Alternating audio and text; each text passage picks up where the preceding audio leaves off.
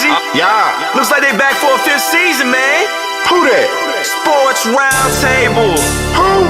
SRT Crew. Whoa. SRT. They got that realness flowing in their DNA. Damn you lame if you ain't tuned to SRT today. HO got that payload when he say so. What you betting on? Don't get mad at me on fantasy. Break up Kyrie LeBron. I be smooth as sports superhero Hancock in the mix. Deal with roll top forever. Real talk, you know who he gon' pick. See where I be with SRT. Behind the glass, that G-Money. They win strong, I never lose. 6-man elite, that's J Smooth. All you other sports radio shows is fake news. Believe it. Turn up your radios, cause it's time for SRT Radio. Yeah. What up? It's Sports Roundtable, and we're live from our virtual studios overlooking the digital world, and we are back with another episode. Episode 441 is in the building. I am your humble host, H.O. from Bankhead, and got my usual suspects here with me tonight as we got a lot to talk about. Yep. Before we get started, I got to let you know that I won't vent too much about the Dirty Birds. I got a guy coming on. Well, you already know who it is doing the Falcon Report. Mr. Smitty Smith coming on to vent himself about the Dirty Birds around 7:45. But with that being said, I got my main man, the most famous last name in the world. You can catch him on Mondays from 7 to 9 o'clock p.m. on DNA Sports. Mr. Asa Brown, what's going on, bro? What's going on, gentlemen? How you doing? SRT family, how's everybody out there? Yes, Glad to be around to see y'all. Rough weekend for the Auburn Tigers, but y'all did put the quarterback out for Oklahoma, though. Hey, listen, man. When we get to that point, I got something to say about these AP polls. Like, it's a big joke. We know it is, but I got a real problem with the polling system. But we'll get there. Yeah. All right, down at the bottom, yes, sir. My main man, yes, sir. Mr. Shank himself. You can catch him on Saturday morning from 10:30 to 12:30 because we got to watch football on Saturday.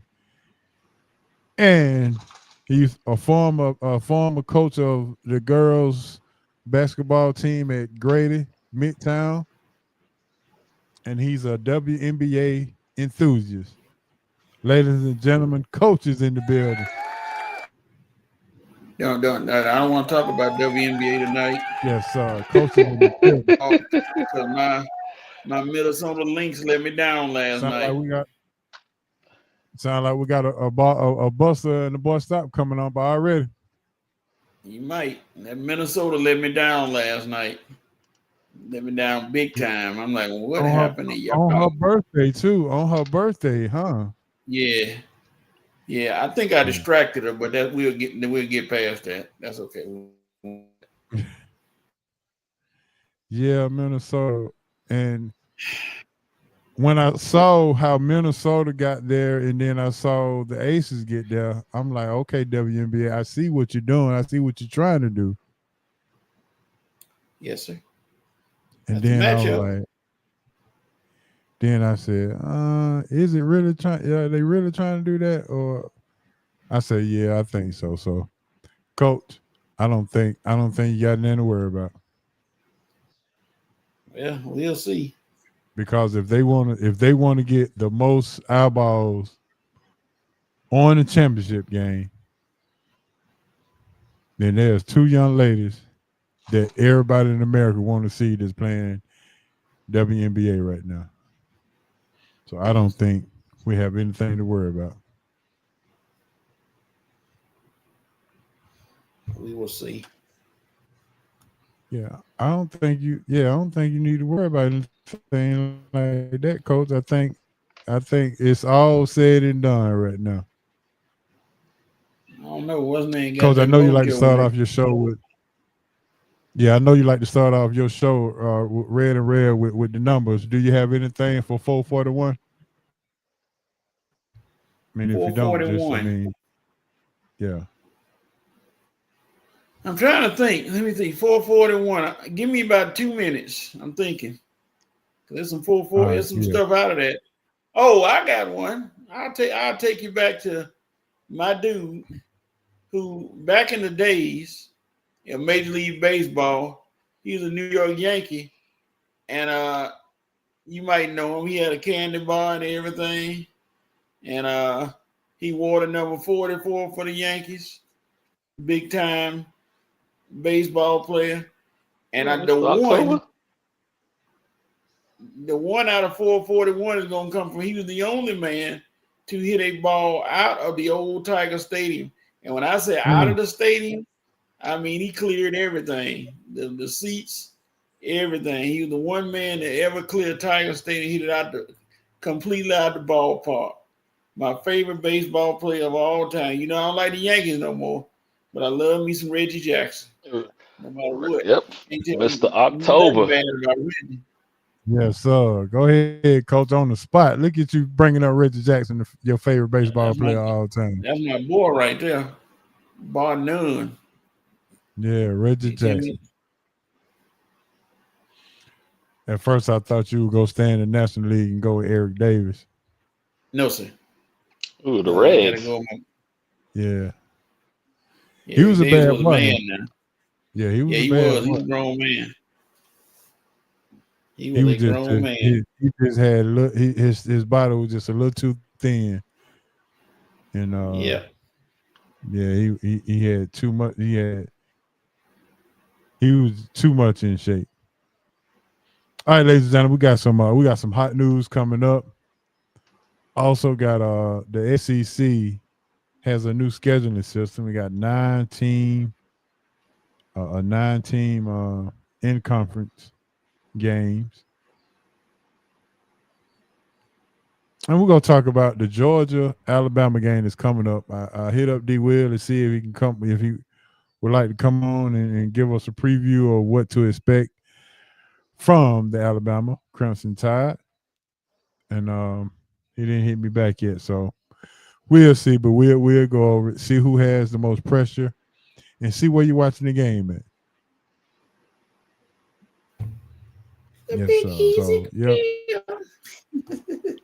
Yeah, I went over to the Big Easy Grill this past weekend, man. I had to treat my boy Vernon. Vernon turned a double nickel this past Sunday, but we went Saturday, and Asa, he had some gumbo that I have never tried before, but I got some to go, and it was pretty good. So yeah, I had the gumbo was pretty good. And Coach, I don't know if they would be able to do it without the shrimp, because I thought they would have, but when they came back, I asked, they said it's already made with the shrimp in it. And even if they picked it out, it still got the shrimp residue in there. So but it's one thing everybody needs to know. Yeah, red beans and rice. That'll take care of what I need. Red beans and rice. That's all. Yeah, red beans and rice are good. So next time I need you to get the red beans and rice with the catfish, and I'm gonna make sure they fry the catfish out of the shrimp, not separate from the fish grease. I mean the shrimp grease. Okay. Or you can just get the catfish grill. Yeah, that'll work. That way you ain't got to worry about it. Gotta worry about contaminated with the. At that point, if it's grilled, it's grilled. Yep. So. Whatever it is. So, I'll eat me some red beans. Shout out to everybody in the chat. I see Dez is here. They told me the same thing yesterday. I don't know what Dez talking about from yesterday. Let me see. Yesterday was Tuesday. Did he go to the Big Easy Grill on the Tuesday?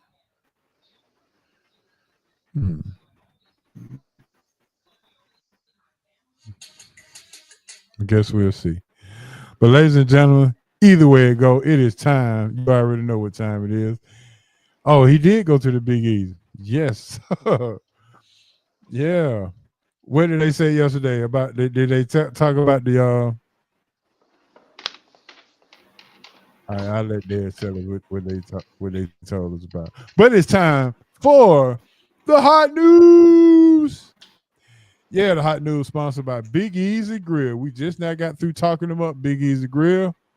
1193 Collier Road, Atlanta, Georgia. Big Easy Grill. It is the best Louisiana seafood spot in town. Big Easy Grill will probably have a very crowded situation going on Saturday night because I'm pretty sure it will be some Georgia fans and some Bama fans there eating shrimp and crawfish, talking trash to each other on Saturday. So I may have to stay away from the Big Easy Grill this Saturday. But either way it go,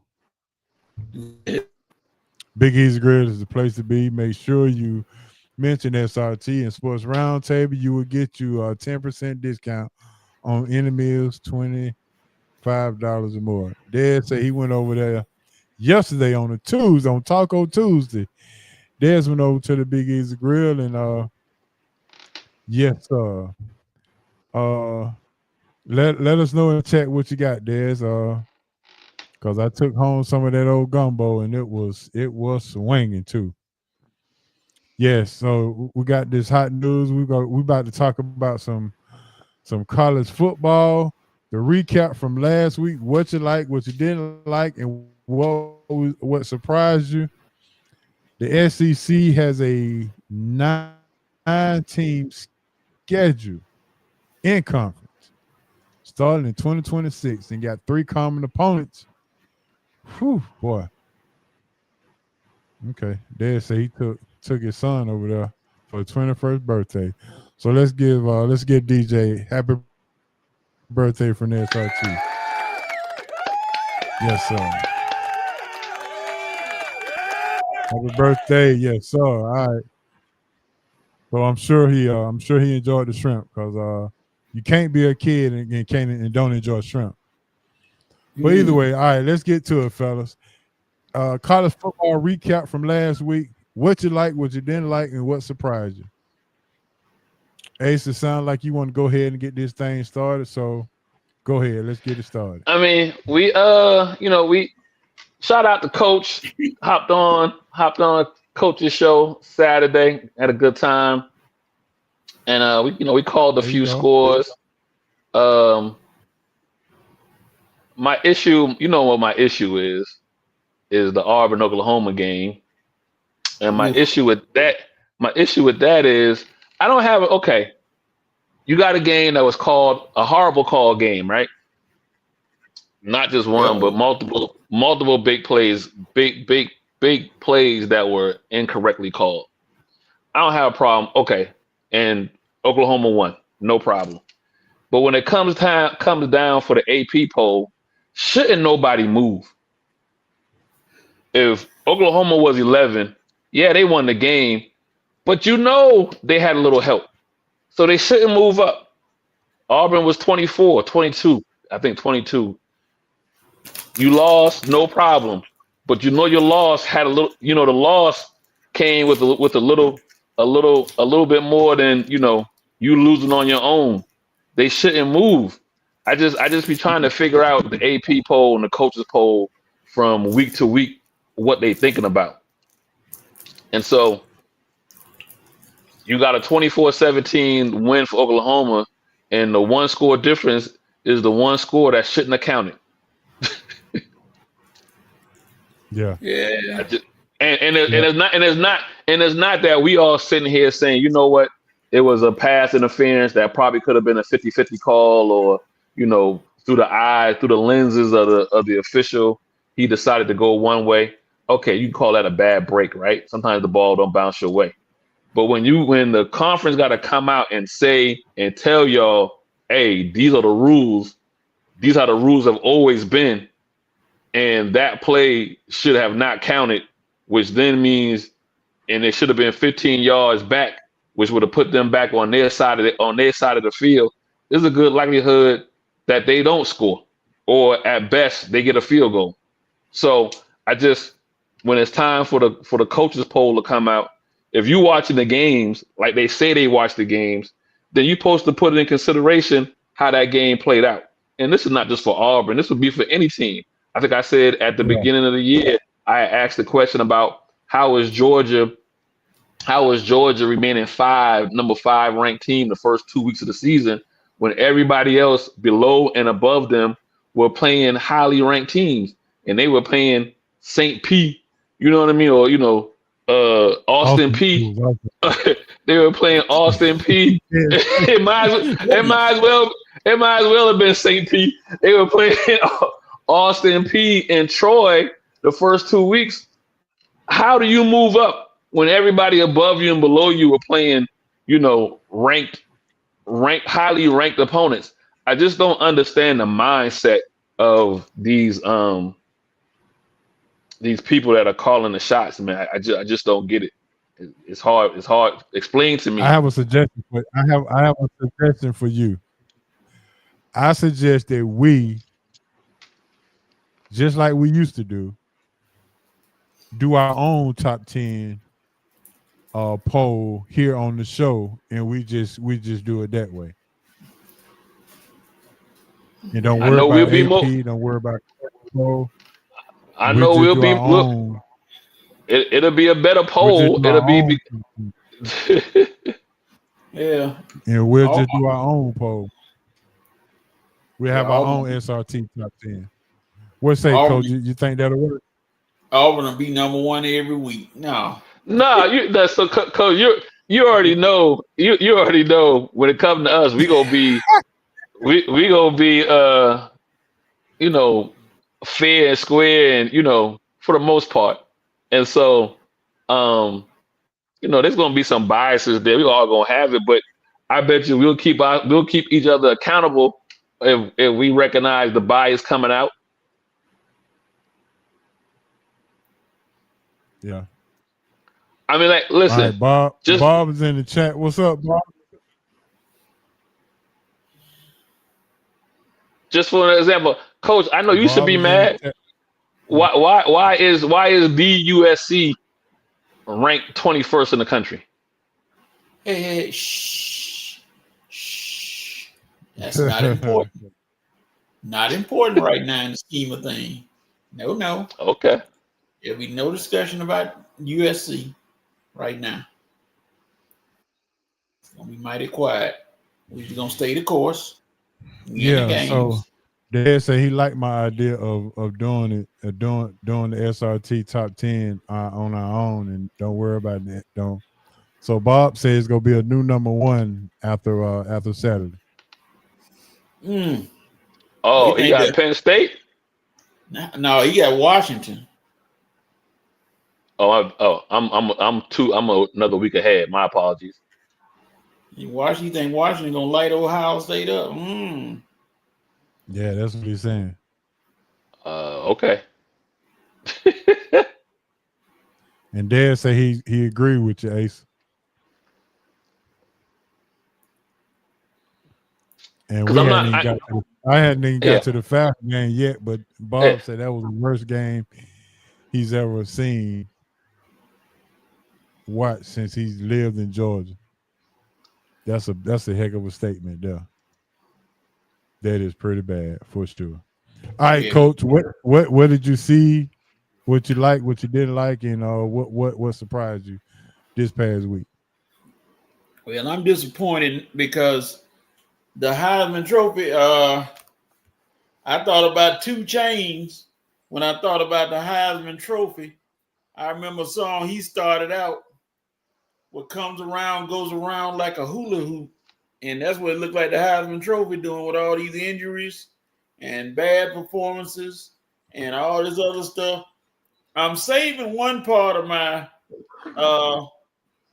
the college football for my buster, because I got a buster that y'all know you saw it, but I'm gonna wait till the end. But I'm gonna give it to you. But this past week is gonna pale in comparison to this week. This week gonna be it's it's gonna be more shoveling than a card player. Somebody playing spades. There's gonna be some teams dropping, some teams growing up, some teams don't know where they're going, some teams may stay.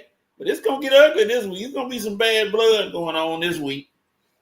So, all right. So we got to talk about the firing of Oklahoma I'm a State. man. Mike Gundy. I'm a man. I'm 40. Well, you fired now. That's right. So, I'm a man. Maybe Dabo will hire him. No, Dabo be trying to put out his own fire, talking about Dabo might be on the Buster Award this week too. Bob just chimed in and said maybe the guy from Indiana is the early Heisman front runner with Carson Beck at number 2. Nope. Not Carson Beck. I'll tell you right now, I'll put it this way. I know probably the head coach of the year running, I start with coaches, would be the Indiana coach. Indiana? Indiana head coach right now would be my front runner for head coach of the year. Yes, I said it. He pulled the same trick last year and then got wiped out when he got to the big boys. I ain't giving him nothing. And that's exact because you picked Illinois. That's exactly what we said. We said, or at least I know I said. I think HO agreed with me. I was like, I'm going Indiana because I believe the experience they had last year in that Notre Dame game. Everybody talked about that game as if Notre Dame, quote unquote, dominated them. I don't think Notre Dame dominated them as much as people tried to portray them. And I don't think no one has Indiana this year being 5-0, 4-0, and being where they're ranked and looking as good as they look in that game against Illinois. So, yeah, Indiana did they put a 60 ball on yeah. They gave him a 63 to be exact, with a little bit of change left over. I ain't putting Mendoza up there right now because he done played Bishop Sycamore, Sisters of the Worthless Miracle, and Jonesboro Tech, in addition to Illinois. Now he gonna impress me if you in the next few weeks you can beat Oregon and Iowa. Your first road games, they ain't played a road game all year. I ain't giving it to him just yet. He up there, but because of I can't give it to him right now. I mean, listen, that Big Ten, that portion of the Big Ten that, a lot of these schools are, Pac-12 cats or whatever. Your USC is 4-0, Indiana's 4-0, Maryland's 4-0, Oregon's 4-0, and Iowa's 3-1. And so, yeah, it's to your point. There's going to be some. These next 3 weeks going to be a lot of furniture moving around, but I think Indiana's going to be right there. And Bob said Indiana with one more year, more experience with the same squad. Yeah. Look at the next statement though. Yeah, I see that. Yeah. Y'all, Bob, I haven't done this to you in a while now, Bob. You see. It's never too late. You keep rattling off now. You're gonna get introduced. I don't want to introduce you to it yet. Come on, Bob. You good with me, baby. You good with me? Let's go. Don't make me take you out, Bob. You're a great fella, but watch yourself. You gotta watch yourself. Okay. All right, so the like is I like that Clemson got pushed in the face and they got handed to them this past weekend because of all of the trash talking that Dabo was doing in the press conference. I love that. That was one of the highlights of the weekend. Yeah, and let me just say this. Let me tell you how my weekend went on Sunday. I got up early Sunday, got fully dressed, drove all the way from Lithonia all the way over to Campbellton Road, Fulton Industrial end of Campbellton Road, and went to the building, went to the church. Went to church, had a nice little sermon. We talked about faith without works is not dead. Came from James 2:26. I remember the scripture and everything.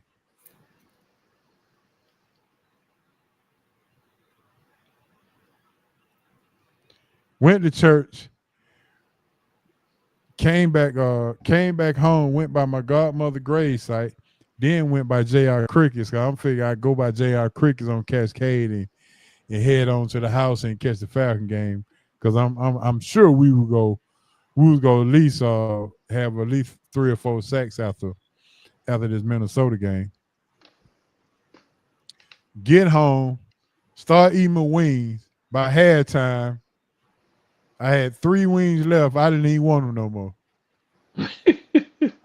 God, no. And then by the time the third quarter came, and Carolina got the ball first, 3 and out. We get the ball, pick 6. I went outside and said some of the, Lord have mercy. So I was like, Lord have mercy. So now I need to.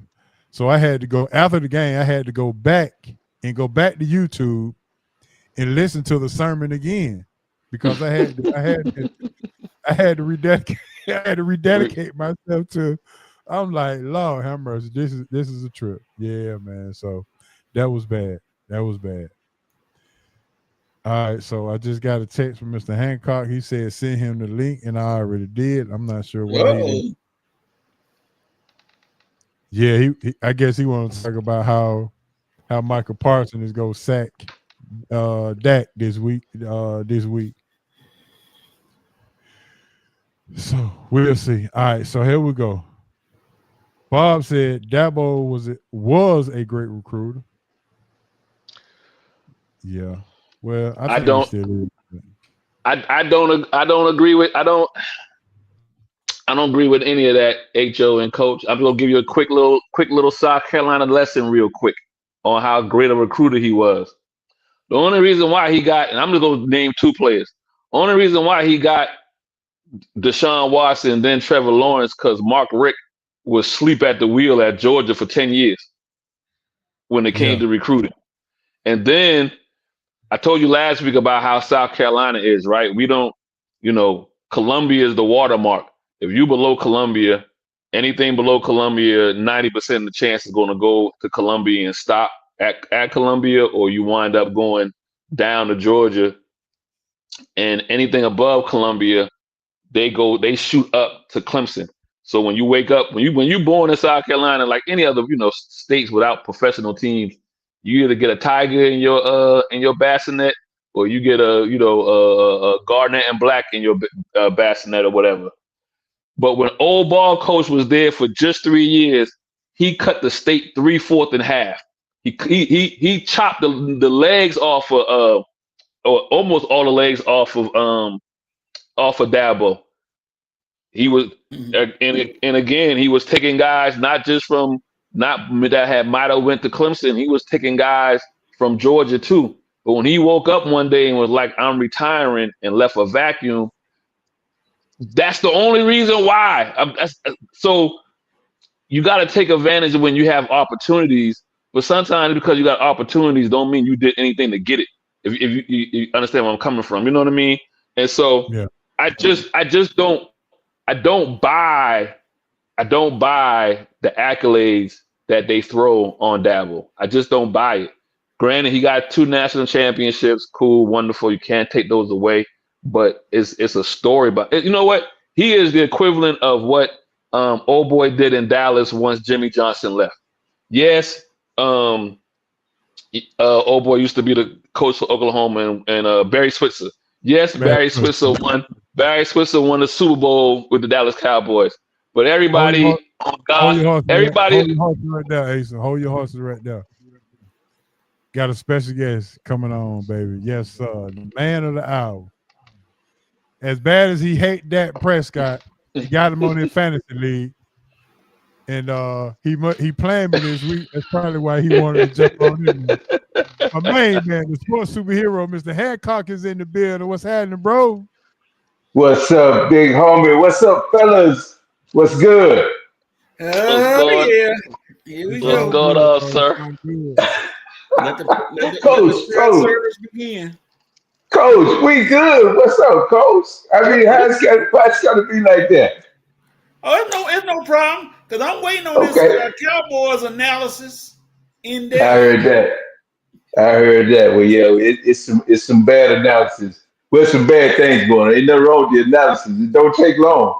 It don't take long to say they bad, Coach. It really don't. It don't take long. But hey, big home, I heard you say that I hate Dak Prescott. It's not. What's up, Dad? It's not that I hate Dak Prescott. Dak just has a ceiling, man. And the thing with Dak is you have to have players around him. That's why he was good early, is because you had a great offensive line, you had running backs, you had wide receiver that you could throw to, and they could protect him. But Dak is not a guy that. Go ahead. You say you have talked bad about him, but you got him on your fantasy league, starting him this week, and I hope. I will. I hope to bad. It doesn't mean that I'm going to start him now. He started last week. I got to see what the matchup is. I do. I've already made all of my changes, so I'm done. So go for it. Okay. Well, I'm still debating. I played him last week, and I was able to come out with a win either way. But it is what it is. Dak will put up some good numbers. It's not about that. He's a great fantasy quarterback. It's just a point of it's a real world that goes along with the Cowboys. he doesn't really translate as a winning in crunch time type quarterback. He's decent. I mean, he's good regular season. But as that saying goes, Dak gon' Dak. It's just a matter of time. All right. Well, since you got the microphone, what did you like from this college football weekend this week? What did you like? What you didn't like? What surprised you? Man, okay. Thinking back on what was the biggest game? I think I saw. Come on, help me out, big homie. Getting back there, I'm trying to get in the saddle. What was the big pass game this week? Oklahoma and Auburn. Indiana, Oklahoma, Illinois. Auburn. I didn't want to bring it up because Asa is sitting up there at the top right. Yeah. Oh, no, we good. Auburn still is trying to find what they are, man, as a school again as far as football. I think until they stop retreading these quarterbacks and I don't know, man. They got to come up with something to where they're really building the program, and they're coming along. I mean, but they don't have this getting Jackson Arnold was not, wasn't the ticket. That was not the way to go. And as far as Oklahoma, when I look at them, I think Oklahoma's a good football team. Now they're going to be down the Heisman favorite, I think, for like 3 or 4 weeks now. So without him, we'll see, if they can maintain or tread water. I think these 4 weeks should pull him out of the Heisman race unless some other people just fall flat on their face. There's no way he should be able to lose 4 weeks of the season and still be a Heisman even contender. But we'll see. Stranger things have happened. As far as what we talked about last week, so I think it was one other game I was interested in, the Texas Tech game. Quiet kept Texas Tech's pretty good football team. Yeah, I'm sorry. They put hands on somebody last week too. I said, they football team. Yeah, real good football team. I think what really helped me and what I was really impressed by was Clemson losing again. I'm really happy about that. I Dabo, if you talk about somebody that I have no love for, and I just love anytime Clemson loses, as long as he's the head coach, I'm good. I'm good. It made my weekend. Him and Bruce Pearl. I'm just glad. I'm glad to see Bruce Pearl gone. And Ace, I'm sorry, as he is your coach, but I'm sorry. I'm glad he's out of the picture, and I hope Dabo follows him soon. Well, we got a little nepotism down there in Auburn, so he just put his son in in charge. So he kept it in the family. Yeah, he kept it in the family. But anyway, back to Clemson. Happy that they lost. Looks like they're out of the picture as far as any kind of national championship contention. So that was a good thing. So I don't know if there's anything else that I'm missing about college football. I'm coming in on the tail end. So whatever whatever you talk about, maybe I can tail in on that. Nah, that was probably it. Other than that was pretty much it on the college football tip that we Okay. will be talking about. Next, we'll be talking about the 9. We will preview the Georgia and Alabama game. Yeah, that's the thing. Where's D. Will when I need him?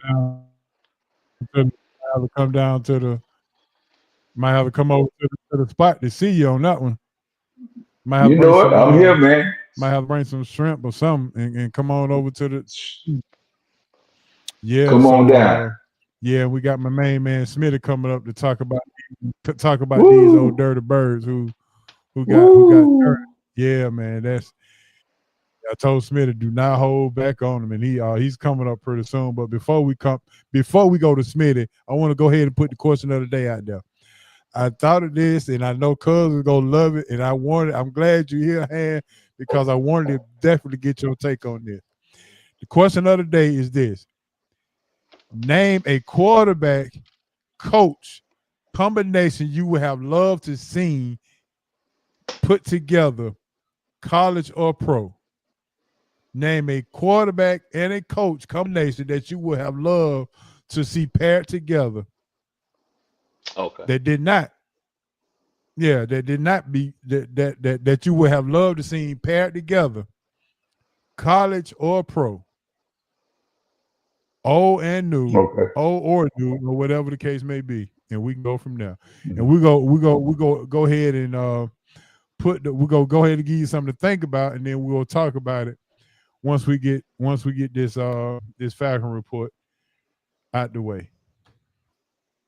Yes, Coach, you didn't even tell me I had my fun bag thing running down at the bottom, but it's all good because you know why?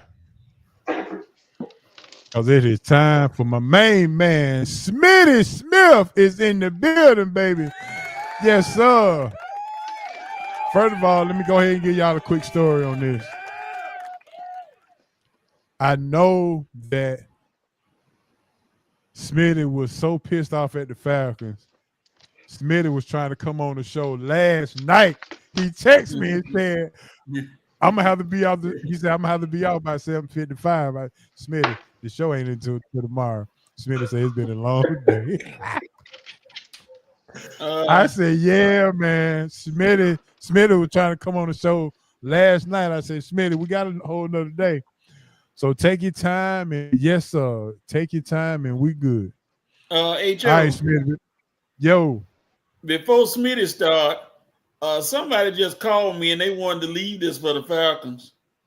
And Smitty, you can comment on this. They called me and said,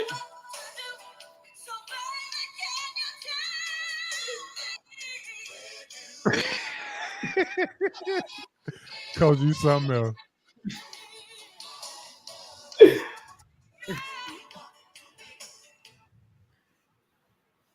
All right, Smitty Smith is in the building, everybody. What's going on, Smitty? You done calm down? You done take your blood pressure pills? You on mute? I think you're on mute, Smitty.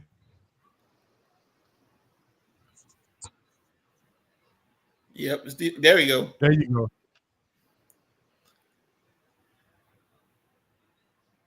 Still don't hear him. I can't hear him. I don't know what's going on with that. He's like the Falcons offense. Quiet. He said he's gonna come back on. Yeah, somebody go out and come back in. Yeah. Man. When I heard that song, somebody played it. I almost wrecked when I heard it. Somebody said, "Where do we go from here? Do we walk away or do we keep on crying?" All right, let's see.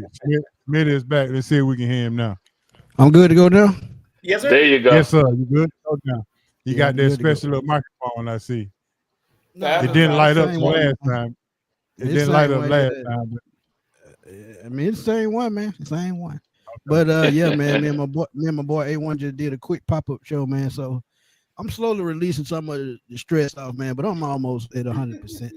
And like I said, man, when you've been a fan all that I have, you don't see the bad days. This is a cakewalk. Yeah. Is this really the darkest moment that we've seen in the last 3 years? Yesterday's game. Is there a darker moment that you in the last 3 years? Yeah, in the last 10 years. Well, no. hold on. No, because no. Go ahead. The last 3 coaches. Let's do the last 3 coaches. We I talking would say about yeah. Dan? I would say yeah, only because a lot of us didn't want Raheem to be the coach anyway, and he's showing. Well, you're gonna get your wish soon. A lot of us was right, man. So you're gonna get your wish. I don't think so because he got 2 years left on his deal. He got 2 years left on his deal, and who's going to replace him? Well, Smitty, how many wide receiver coaches can we find, Smitty? I was about to say, but the thing was, it's not the wide receiver coach fault. I know, that's what I'm saying. It's Raheem, and I told Asa this a while back. It's Raheem bringing all of these first-year guys in around him instead of bringing in veteran guys that know what they're doing. And it's really common sense. Why would you bring in a first-year guy with a first-year quarterback? Because y'all got to remember last year he had Kirk Cousins, but Kirk Cousins was doing most of the leadership because he was on the field seeing what was going on and pitching back information to Zach Robinson. Now he ain't got nobody to do that, so now it's and Mike Penix can't do what Kirk Cousins did because he's not as far along as Kirk Cousins. So now we're seeing that since he ain't got the same kind of help on the field to tell him what's going on, now he's got to get back in the film room, do a little bit more studying and stop being lazy. And they even said on NFL Live, show where he was doing the same thing I've been saying.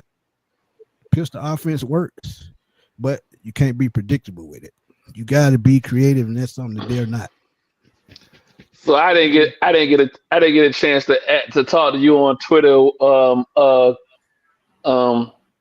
Smitty, but I'm gonna tell you right now, and you can just tell me if I'm lying or not. They ran them same plays from week 1. They ran in week 3. Absolutely. Absolutely. That pick 6 was the route that Bijan scored in the first quarter against Tampa Bay. It's almost as if. Go ahead. My bad. No, you good. It's almost as if divisional games are already hard because everybody knows each other, right? Especially when you haven't flipped over, flipped staff or coaching staff. So from year to year, you pretty much, I see you twice a year. You're not changing that much. So not to put a wrinkle, add some wrinkles in there, and then realizing where you got beat up at the end of last year. Atlanta lost to Carolina in a game at the end of last year, in which technically going into that game, they needed to win to make the playoffs, and they laid an egg. Right. And so go ahead and let Oklahoma State get Zach Robinson, man. Go ahead and call down there to Cowboy Nation. Go ahead and pitch in. Tell them, listen, they could take him right now, and we'll keep the salary. You ain't got to pay him until year 2 in Oklahoma, because he got it. You right now wasted another year of Penix in this 3-year rookie contract scenario. Not only that, you wasted Bijan Prime as well. You wasted Bijan Prime as well. Go ahead, Coach. I'm trying not to because my team is horrible too. I'm a Cowboy fan, so everybody knows. Oh boy, they're pathetic. But yeah, we pathetic. We can't stop nothing at all. No doubt about it. But the problem with us is we pay people and we keep paying people years too late, and we messed up the salary cap and can't get pieces that we need. The Falcons had a golden opportunity to get this right. Like I told you before, it started by taking $100 million quarterback. You tied up the salary cap. You took a tight end. You messed that up. By taking a tight end in the first 3 picks was crazy. That has never materialized and never will here. The thing with that though, Hancock, it's okay to take a tight end if you know how to use him. See, they have not. It ain't Smitty. They have not. Smitty, Smitty. Go and look at the better tight ends in the NFL right now. All of them come from Iowa in the later rounds, or they come from Cincinnati. Not Brock Bowers. Yeah, okay. That's one. And he still was in the top 10. That's fine. Okay, now go, but go down the list and let's talk about Kittle. Let's talk about Kelsey. Let's talk about Kraft. Let's talk about, if you go down the list, Laporta, all these guys are not top 3, top 4 tight ends. And even with that, you built a program and have pieces in place. You don't spend $100 million on a quarterback that ain't gonna play for you. Like I said, when they did, when you took Penix, it made no sense. You're not constructed right from the top. This is my problem. I don't want to keep beating this dead horse because this is supposed to be the Falcons segment. But they have put themselves in this place with Raheem, who is a coordinator and not a full-time head coach. That's not what he does. He's not that. He's a coordinator. And I understand. I agree with you. He shouldn't have been picked as your head coach. But this thing, when you have a time to get things right under the cap with a rookie quarterback, but you circumvented that by signing $100 million quarterback, now you can't build a team around it. You don't have a number 1 receiver. You talked to me about Darnell Mooney and all these people when we talked before about they were going to be this and that. Man, Darnell Mooney can't beat me out this room. They are bad. It's not there. They're not there. You made great picks, I thought, on defense. I liked what you did. I like what you did with the defensive end, the young guys and all that. That was great to me. But you retarded your process by some of the idiotic moves you made.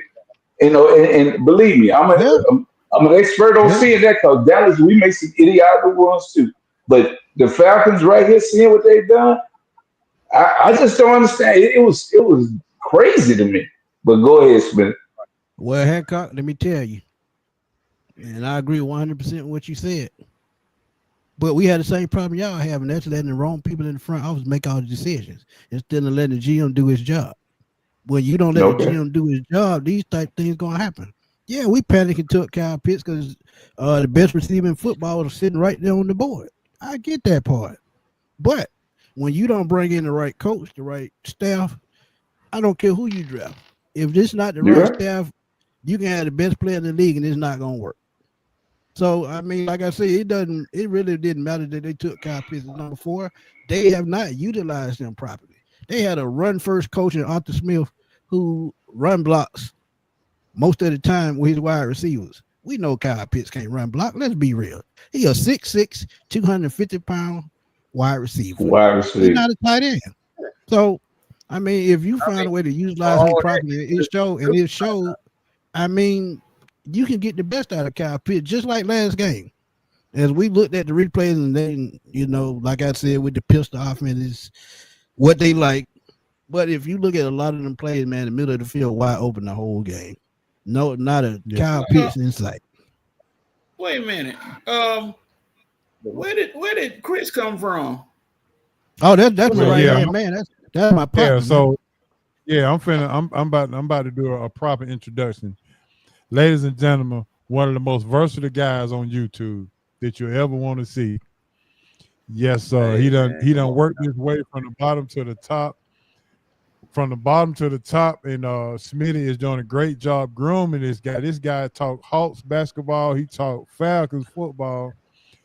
And before long, I'm pretty sure he'll talk Braves baseball. I don't put that past him. I do it a little bit, but he do that too. This season has been. I feel you. But baby, you can find him on A1 Sports on YouTube. Ladies and gentlemen, Chris Tip Moore is in the building with us talking with the Sports Roundtable crew. Yeah, man. Yeah, well, I know all about coaching up top, man. You know, so I know you and Red, y'all do y'all thing as well. So I've definitely caught y'all show before. Yeah, I had to mess with you, Chris, because you came in mighty quiet and it slid right on into the comments. I said, "Where did Chris come from? Wait a minute." Yeah. I'm just sitting at the table, you know what I'm saying? You know how like you had that guy that just sitting back and observing, letting the OGs do their thing. I'm that guy. I'm that guy. But yeah, man, y'all was in here. Yeah, I was on Smith Live. I wanted to right talk before about I came on. Hancock. Yeah. Go ahead, Chris. No, I just wanted to just comment. First of all, Mr. Hancock, I never wanted to have Kirk Cousins on this team. I was the guy that was saying, go ahead and draft your young guy and go ahead and just roll with the punches. But we didn't do that, of course. And I ain't going to lie to you, Smitty. I disagree with the whole thing about Kyle Pitts. I just feel like he never should have been drafted by the Atlanta Falcons. If you wanted a wide receiver, why not just go get a wide receiver? Jamar Chase was right there. He was for right the record, there. You could for have the just record, got a Michael wide Parsons receiver. was my guy that drafted. Yeah, he was. He was. And I wouldn't have been mad at that either. But I'm just hyping on, if you wanted a pass catcher, why not go get a pass catcher? Because you're losing a pass catcher. Yeah. The funny thing about all of this, it almost worked. If the coaching staff had realized that the quarterback was injured and stuck Penix in, they would have been in the playoffs last year. But you still $100 million into your cap. That was the killer. I understand that, Hancock. But if you had went ahead and pulled him, you didn't have, let's say that to say he was injured, you could have massaged that a little bit, and somebody might have took him this year. Gotcha. But you left him out there. You left him out there for everybody to see he was messed up. But it's still dead money, though. Go ahead. I'm sorry. Asa, can you really say that they would have made the playoffs last year, looking at this year and how he's playing up under Zach Robinson? Remember what I said earlier. Kirk Cousins, with his eyes on the field, he was actually having Zach Robinson along his first time being a coordinator. Now that he don't have that, it really showing what he can do without that veteran quarterback. Can't do much of nothing. Can you really say that? Yes, I can. Because two things can be true. I can have a rookie quarterback, and there's a disadvantage with that rookie quarterback. Same way I might throw a rookie pitcher on the mound. There's a disadvantage. There's a disadvantage that he's a rookie, right? But my advantage is nobody got tape on him. So he won 2 out of those last 3 games. I mean, in the game that they lost against Carolina, that wasn't Penix's fault on the offense. By the end of the season, it would have been a lot of film on him. Really, after 8 games. That's not where they needed. If he had got in before that Chargers game, they're in the playoffs. They win 2 or 3 of those. They don't lose those 2 games against the Chargers and whoever they lost the week after. Kurt should have been benched. Man. And then the Carolina game. And in the Carolina game, they put up 30+ points. They gave up 40-some-odd points. That ain't on the offense. I don't know, Asa. If that, like I said, with that New Orleans game, losing 7 straight and going in and losing to a team that lost 7 straight, that mess up your psyche. And really, that you can lose trust in your coach. And really, to me, after that 6-3 start, and the way they finished last year, do they even trust Raheem right now? Honestly, I don't know. Well, that's my point. Yeah, if coaching.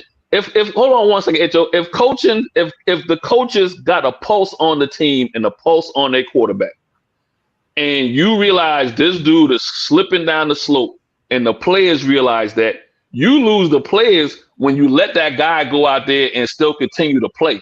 You don't lose the guys when you say, you know what, this guy is losing his fastball. Let's go to the other guy. You lose your players when you be stubborn and you leave that guy in there because you paid him $100 million. And that has more to do with the front office than the coach. Trust me. Yeah, the front office, they wanted him in there because they paid him all that money. It's the same reason why I don't think Raheem Morris is going to be out the door anytime soon. When you pay that money, for example, we gave him a 5-year contract. He's in 2 years. You're not going to let him walk away with a free 3 years. I just don't see. The only thing you can do with that is, and then H, I'll give it back to you. The only thing you can do with that is, and this is on the fans, but we all crackheads when it comes to football, so it'll never happen. You don't show up for a Monday night game or whatever is a primetime game that's going to be shown by the going to be a national televised game. You don't show up. The Commanders / Redskins or whatever had 2 of those times under the previous ownership. All they needed to do was don't show up for a Monday night game if you want to get rid of an owner. Atlanta now has that problem. Y'all telling me upper management wanted to pay $100 million dude who's 40 years old, whose playoff record is 35%. He 2-12 in the playoffs. Ain't never seen a second round or divisional round. He worse than Dak.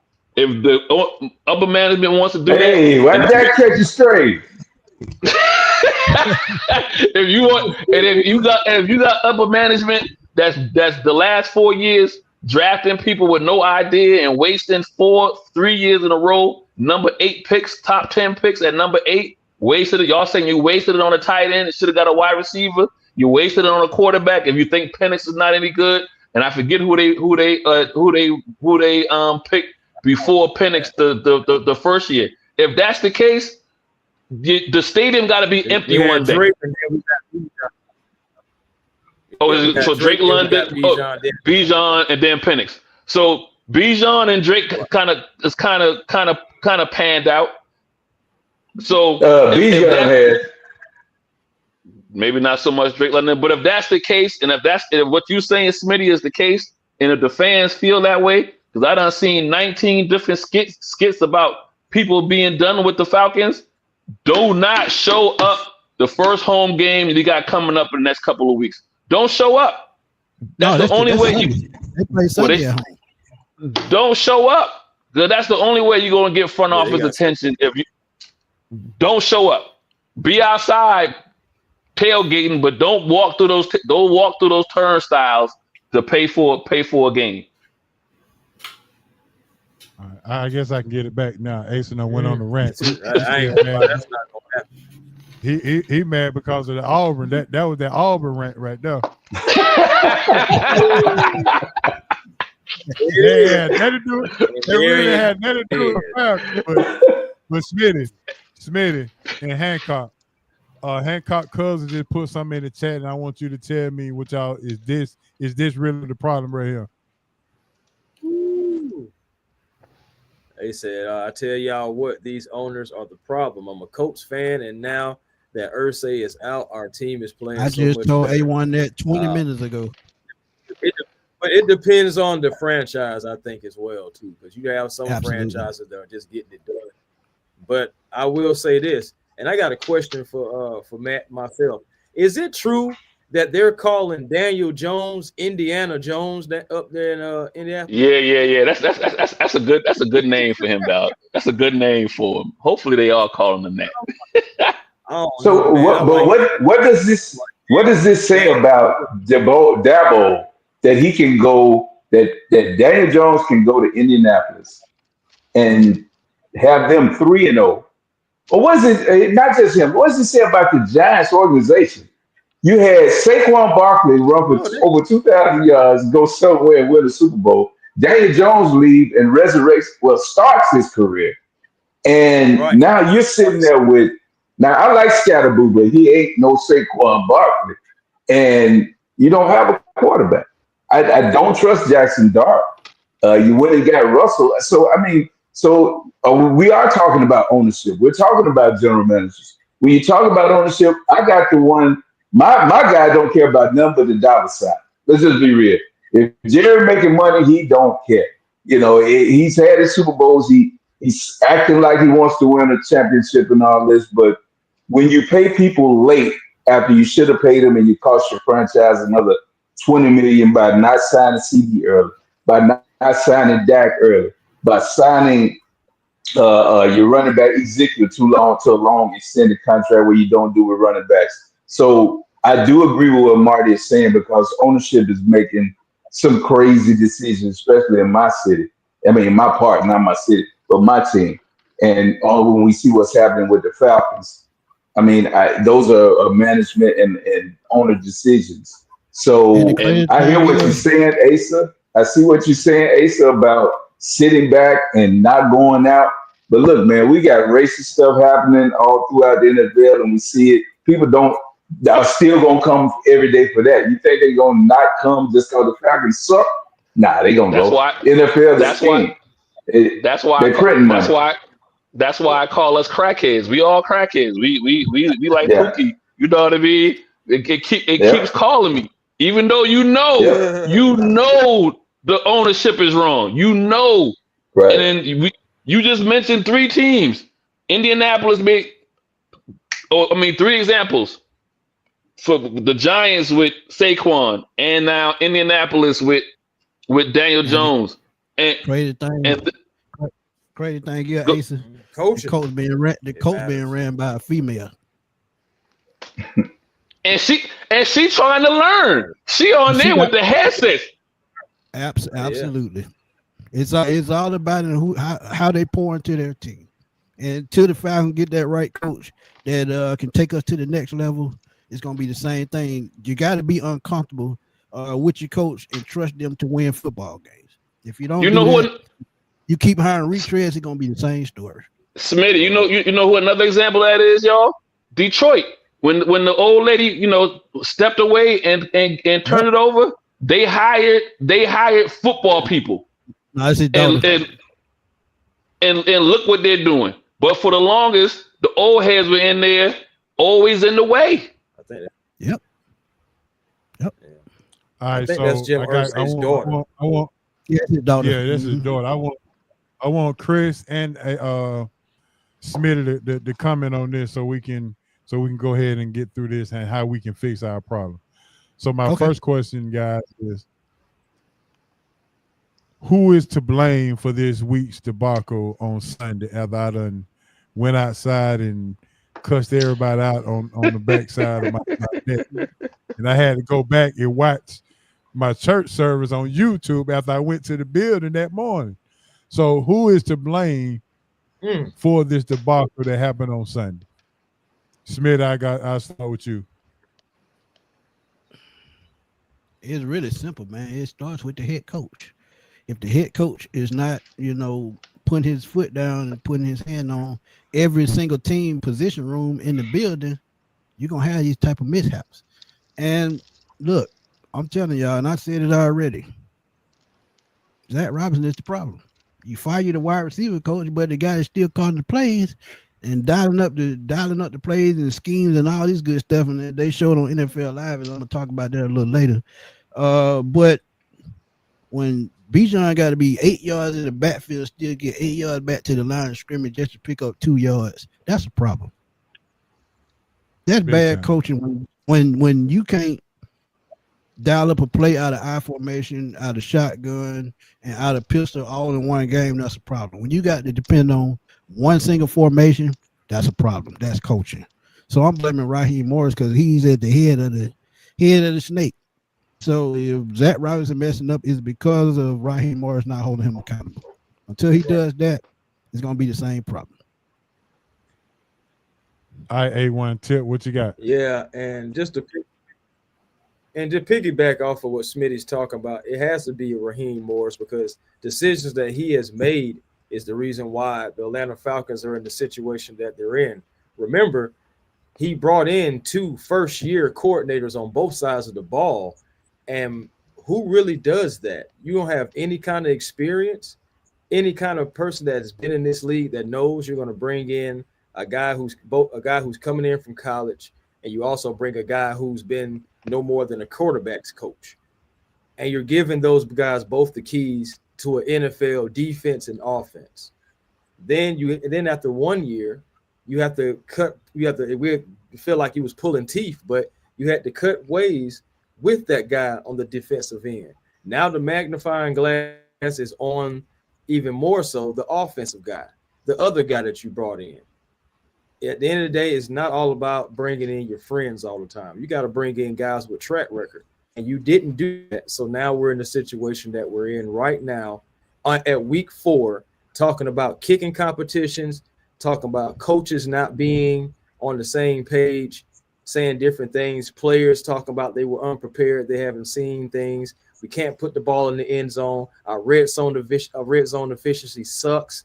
So again, it has to come back to Raheem Morris, because when you start, just like in the corporate world, you start asking the why question, eventually you get back to the head and the top. You get back to the head coach. And then if you want to take it a step further, unfortunately, you have to attach Terry Fontenot to all this as well. And I hate that, but you do. Yeah. Hey, Ho, you asked the question, why was nobody playing in the preseason? Yeah. Gosh, why nobody? They play. At the end of the day, Coach Morris said, I didn't ask that. Yeah. They were playing that young boy from North Dakota State the whole preseason. Maybe they still not playing in the regular season. They didn't score any points. Oh man, yeah, that was something. All right, else. so I'm gonna ask y'all this question, Chris. Chris, I'm gonna start with you first on this. Did the Falcons play as well as we think they play, or did Minnesota play as bad as we didn't think they would actually play?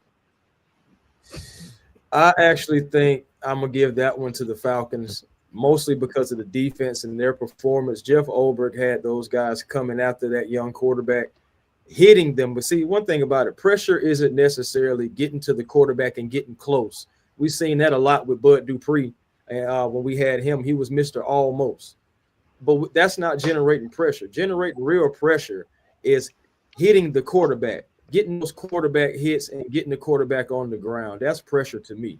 And that's what we did against J.J. McCarthy. Regardless of what the offense was doing, we had all four of our guys that we drafted, Bowman, Watts, Walker, and Pierce, all make plays. 2 interceptions and the other 2 guys getting both their first sack.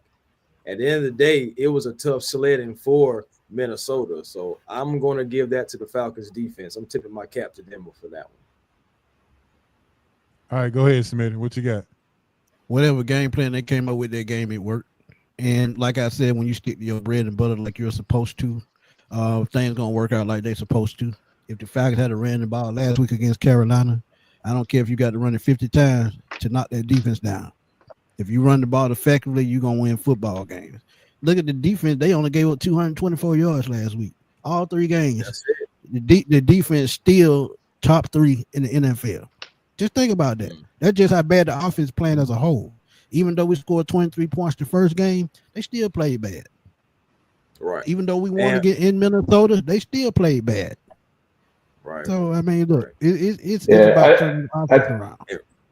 You got to kind of take the Minnesota game with a grain of salt because of McCarthy being a rookie, not knowing how to get rid of the ball. And don't get me wrong, I thought the Falcons played well. And Miss Smitty, like you said, pressure with the line, and like my man A1 said, getting to the quarterback, touching him, and whatever does mean something. But I think you make him see ghosts, and especially with a young quarterback, not knowing, not recognizing you're hot, getting that ball out, making sure that you get to the right read. And I think that helped. More experienced quarterbacks can see pressures coming and know where they come from, slide the lines accordingly and get the ball out. So we'll see, as you go and you see more experienced quarterbacks, you get a better picture of what the Falcons really are. I do like the defense. I think they're aggressive. I like Ellis. I like having Diablo. I like that you got the young guys out there. Since you're rotating about 9 defensive linemen, decent on the back end. The Falcons defense, I agree, is not the problem. So if they can just the same thing I just said about J.J. McCarthy, you got to say about what's happening with Penix. Penix is in a learning situation, so they got to help him. You're going to have to run the ball. I agree with you, Smitty. Don't put so much pressure on him. Run the football. You got to run it. You got 2 quality running backs. Run them. You got to use it. Chris, you had a question? I will say this just to Hancock about, J.J. McCarthy. You're right about the young quarterbacks. Absolutely. I don't have a gripe about that. My only rebuttal is the Falcons have been known to give up big days, big plays, and big whatever to guys who they're not supposed to give it up to. I'm just saying, we've seen Josh Dobbs roll out of bed and beat the Falcons. Kyler Murray come off of his ankle or foot injury, coming off of injury, first game against the Falcons, beats us. I know that's an experience, but my thing is, guys shouldn't be able to have their get right games on the Falcons. That's why I also give Falcons credit, because at the same time, yes, he's the rookie, but you still got to go get him on the ground. They hit him 11 times and sacked him 6 times. A lot of times, the rookie ones setting the records. Remember, guys don't even remember that Will Levis set his career high against the Atlanta Falcons in his first game. So again, I got to give credit to my defense, because in the past times, we give up big games to JJ, May, Heyday. It don't matter who it is. Randos from the Bando always seem to score on the Atlanta Falcons. So I got the Falcons. I take it a step further, man. It goes back to what I said earlier. This is why I said you need veteran coaches around you.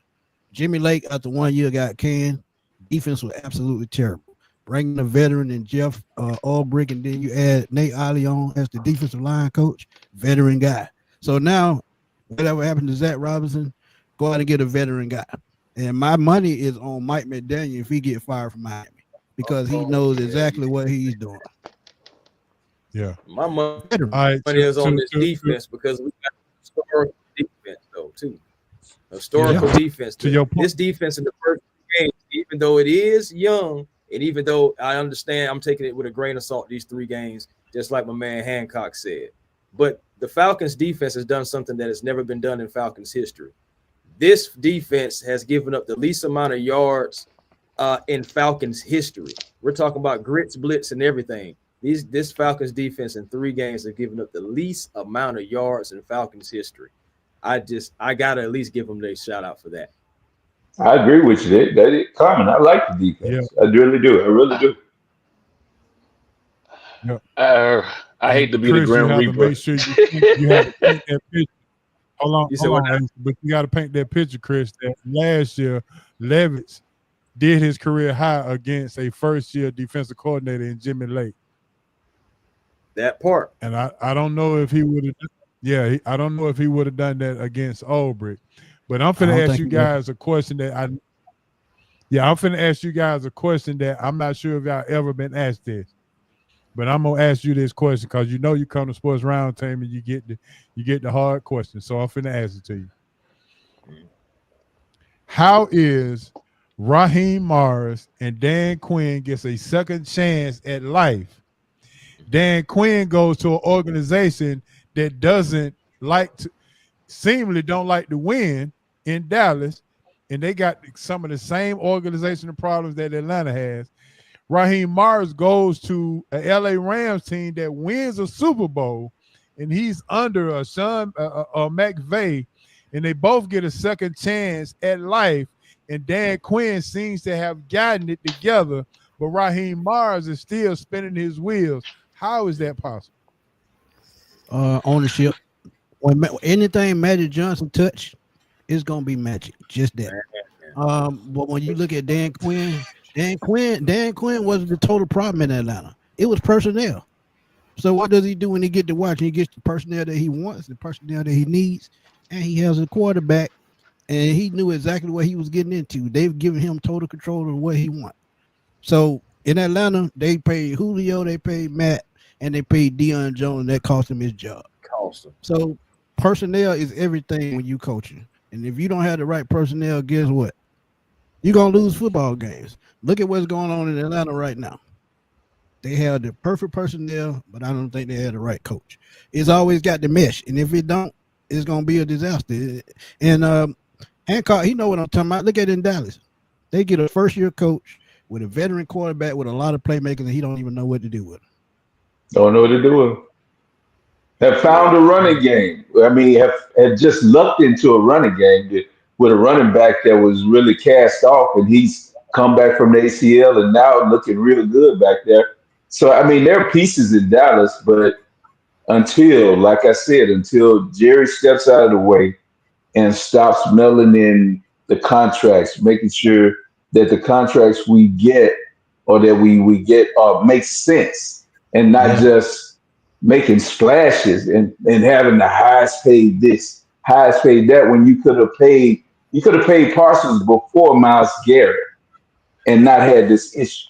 You see what I'm saying? Those are the things that just, if anything irks me, those are the things that I do. Like even last year, going into the season, CD, you sat there and let that thing linger on. He wasn't even practice. And then right before the camp, you signed to a huge deal. If you were going to sign him. Dak, you did that. That could have got paid before he broke his ankle. Then you go out there with fish heads and rice at quarterback and look horrible. Then Dak come back on crutches and you paying more than any quarterback in the history of the NFL. So I mean, just decision making. Yeah, decision making is just. I mean, I don't know. Why y'all didn't hire Dan Quinn? That's frustrating. Why y'all didn't hire Dan man. Quinn? I have no idea. Go ahead, I don't know. A1, go ahead. You want to answer that question? Oh, I mean, unless it's in. Oh, yeah, sure. Unless it's, sure. unless I'll take a stab at it, chat. man. Yeah, I'll take a stab at it. I think honestly, it's just like what Ray is saying.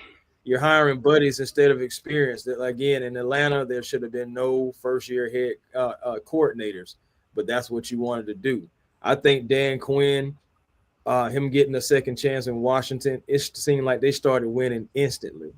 It has not happened in Atlanta just yet. I feel like Dan Quinn has gotten it together. I feel like he still is the same old Dan Quinn, just with new views. I feel like we have the same old Raheem Morris and the same old Raheem Morris. You know what I'm saying? He's just older. Yeah. That's it. He's still the same guy, and he's still making some of the questionable decisions. And it's starting to kind of like backfire on him and bite him in the behind. Jimmy Lake already has. Zach Robinson may end up biting him. And so, I mean, you had to go get Jeff Olbrich. I mean, you should have just went and got experience from the beginning instead of possibly trying to create your own coach's tree. Yeah, some people are coordinators, man. Where has Raheem been more successful? What did he do to be successful? He's a coordinator, correct?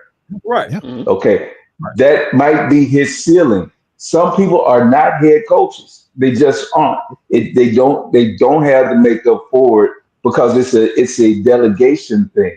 You have to make sure that either you can be a defensive minded head coach or you can be an offensive minded head coach, but you got to turn the rest of things over to people who are competent and can do it.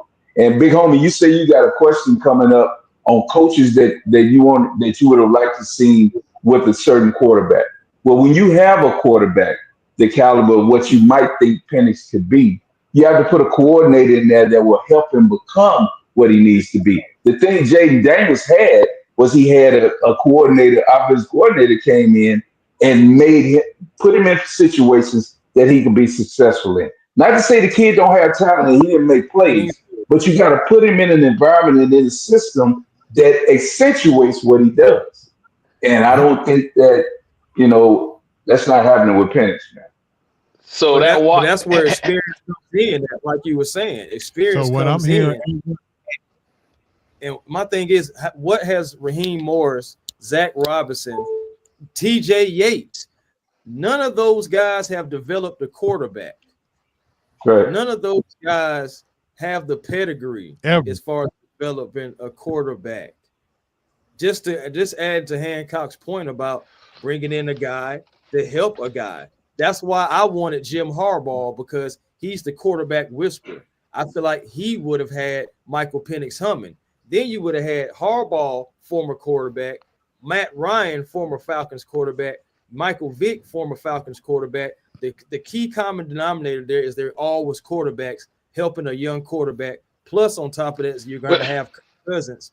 The more, the merrier, because I feel like all these guys can bring something different to help this young man. I got a little pushback on that because I think the context on what Raheem had to do. Raheem didn't pay that $100 million to Cousins. That was already done before he came on there. So him snatching a quarterback at when Penix the way he did, now when we picked him up. Yeah, he had to give approval. He had to give approval. Ra's guy. Yeah. Kurt was Ra's guy. But the reason you do that is you're not 100% confident on Cousins lasting for you. Two things.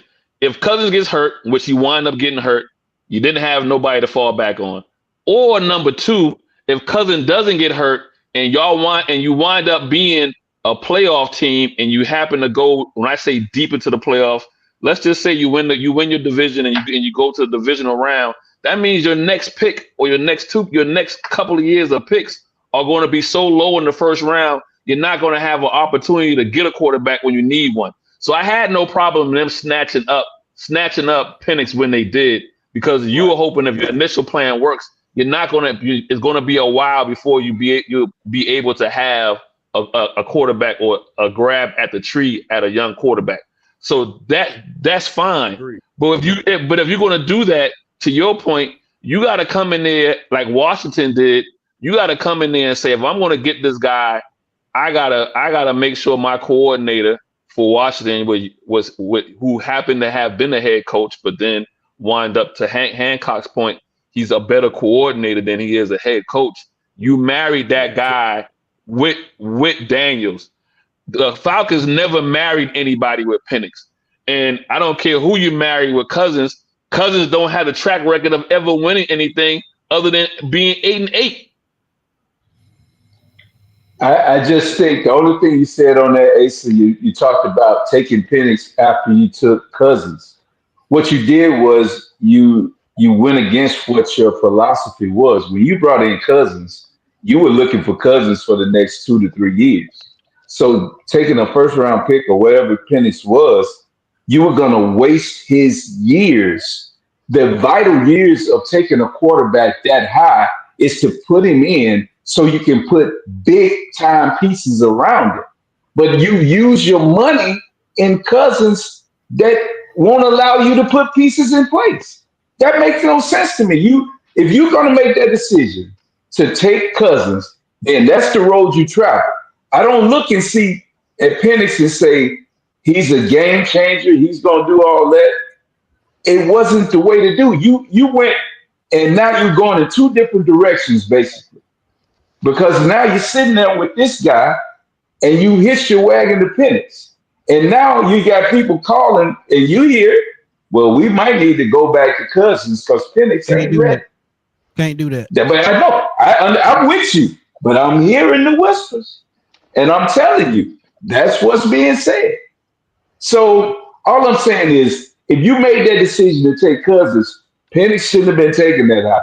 You should have done things and got more pieces to build your program, because you could find another capable quarterback, a serviceable quarterback. We see quarterbacks that come in and win a couple of games just to do what they got to do to get through. If you were that dead set on having Cousins be your guy, you got to ride that out if you're going to pay him over $100 million over that deal. That's all I was saying. It made no sense because now you're hamstrung with it. Right. And you definitely, man, that's terrible because we are hamstrung. But again, that's why I didn't want to go get him. I was calling them. I said, I don't want these old guys. I don't want these relics. Go ahead and give me my young guy now. I'll take my lumps and build around my young guy because I got a rookie contract for 5 years. Exactly. 5 years to build up this team. How many teams have been built up and they take guys on rookie contracts to a deep playoff run, to a Super Bowl possibly? At least give yourself that opportunity. But when you sign Kirk Cousins, that X'd all that out. And it was like the Hancock's part, you're going two ways. It's really like going in a fork in the road and splitting the car in half and say, we're just going to go both ways. You know, and that's what you did. And you were hoping that it was going to work out. You were hoping that you would possibly have Kurt for 2 years. I believe this is what the Falcons wanted. Kurt for 2 years, Michael Penix sit behind him and learn. After those 2 years that were guaranteed or up, then here comes Michael Penix after sitting behind 2 seasons. But that didn't happen. You end up having to roll Michael Penix out there anyway, which messed up your plan anyway. And guess what? I can take it even further than that. Because if Desmond Ridder would have worked out for you, then you'd have been able to not ever be in a Kirk Cousins situation anyway. But guess what? He was drafted in the 3rd round. And yes, we put faith into him, but come on now. It's not a lot of 3rd rounders that pan out. Everybody can't be Russ. Everybody can't be Dak. So, well, Dak was a 4th rounder, but yeah, 4th. That's right. But everybody can't be Russ. I know he definitely was a 3rd. Yeah. Well, no, but I'm with you. At the end of the day, either the organization has a dead set plan and they stick to it, or the organizations don't have a plan and they just in the wind and by the seat of their plans. And what y'all saying is what the Falcons were doing. I felt Raheem was trying to protect himself from the last time he was the head coach. He got caught out there with no quarterback. And if you have no quarterback, you have no chance of keeping your job. So for him, picking Penix was like, well, that's my safety blanket of having a quarterback. Because if Cousins don't work out, I'm never going to get it. If Cousins works out, I only got him for 2 years, and I'm not going to get a quarterback anyway because winning hurts us on the draft side. And if he doesn't work out, then the next couple of years, as we see him right now, there is no quarterback in the drafts coming out right now. That was the year for the next few years that there was the quarterbacks to get. You get what I'm saying? Because there's no quarterback. Nobody's raising their hand about quarterbacks this year. So if the Falcons were sorry, they will stay sorry for 3 or 4 more years because there was no quarterback to go get. That's right. That's absolutely right. I agree with that. But just never pay Cousins. But I know. Let me ask you this. But Asa, this is the issue right here. These guys are skilled enough, and we see this with. And Daniel Jones might turn into an egg next week. They might go back to being Humpty Dumpty and fall off the wall. But right now, because he's getting coached, he's playing better. And that's my point about finding a quarterback that fits what you do. You have coaches, you marry him, like you just used that term, marry him to a coordinator that can get the best out of him. And that's the key. I mean, we see that. Look, Minnesota, look at what happened in Minnesota. They took a guy that was, we looked at it and said he was a bust. And he went out there in Minnesota and almost won an MVP last year because he got in the right system with the right coaching. And he resurrected his career. Then he's out in Seattle now and look great Sunday. So it can happen. You can find the right guy, but you got to make that plan. You can't say in the future, I'm sitting here, because this was the argument I kept having with some good friends of mine. One good week on the way to work, he called me every morning. Yeah, they did the right thing. See, they should take Penix because he's insurance.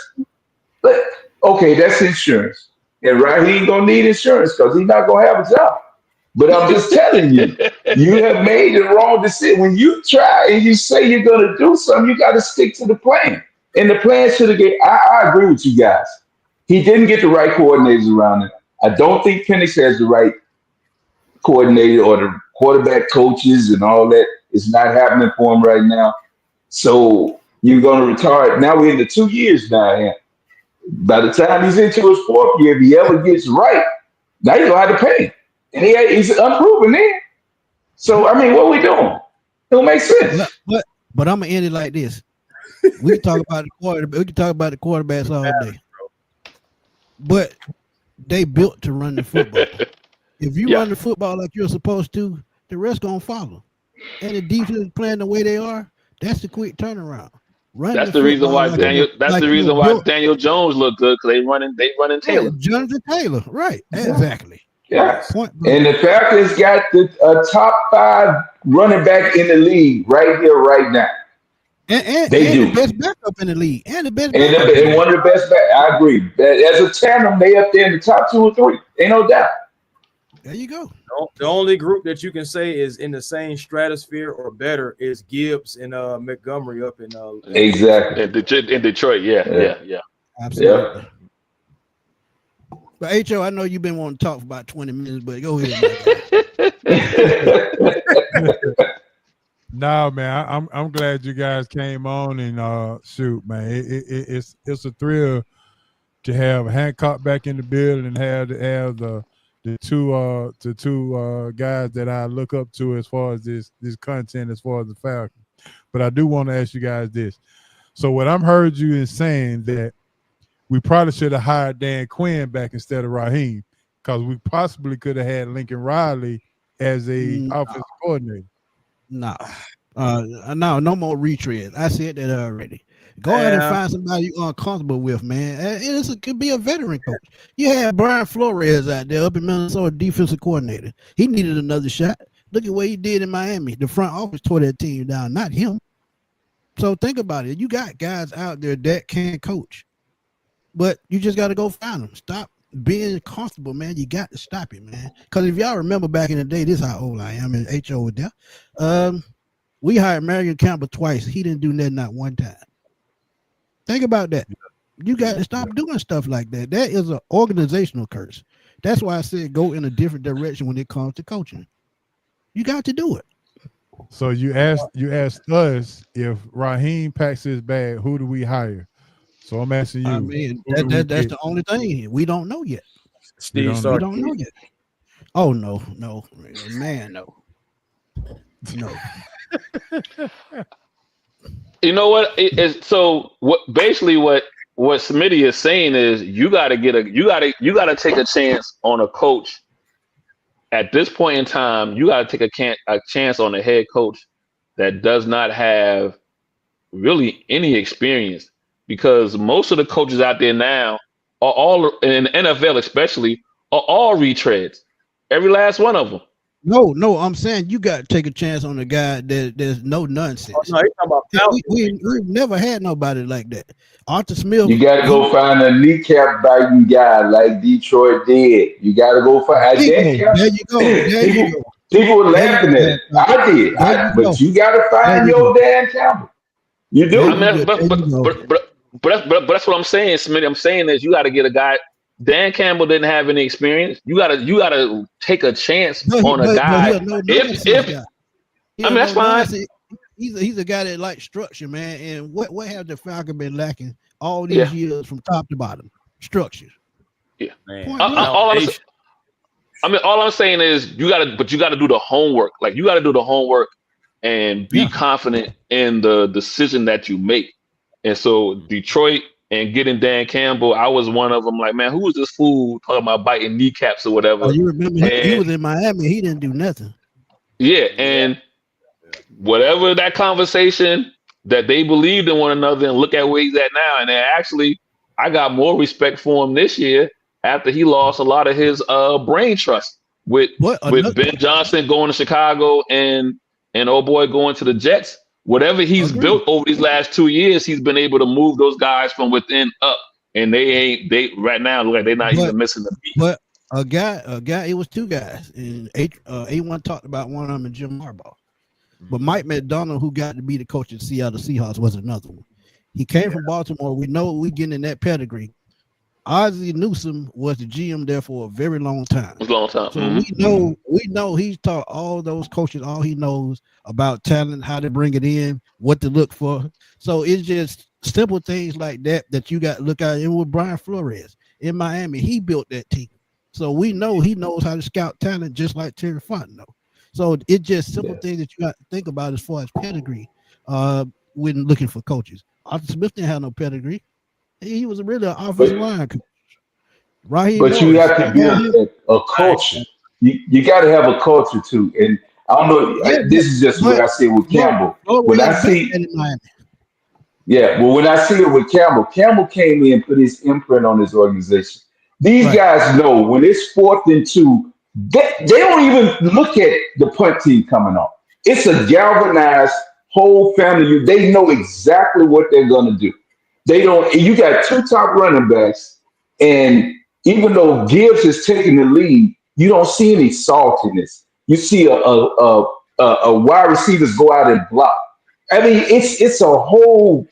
Everybody's bought in, and you got to have a coach that'll come in and impart that culture.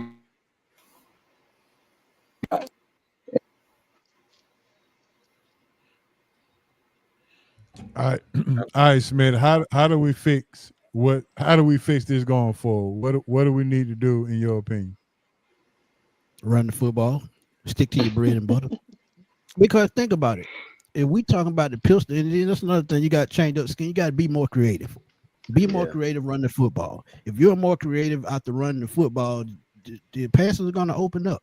And a guy with an arm talent like a Michael Penix, he's not a dumb kid, man. He knows exactly what he's doing. But when he don't have nobody to help him see what's on the field, that's where the problem comes in. And the reason why I said Zach Robinson needs to be on the field from the jump is because when you reading that play sheet and your quarterback reading that play sheet, he gets a better understanding of where you're trying to go, what you're trying to run.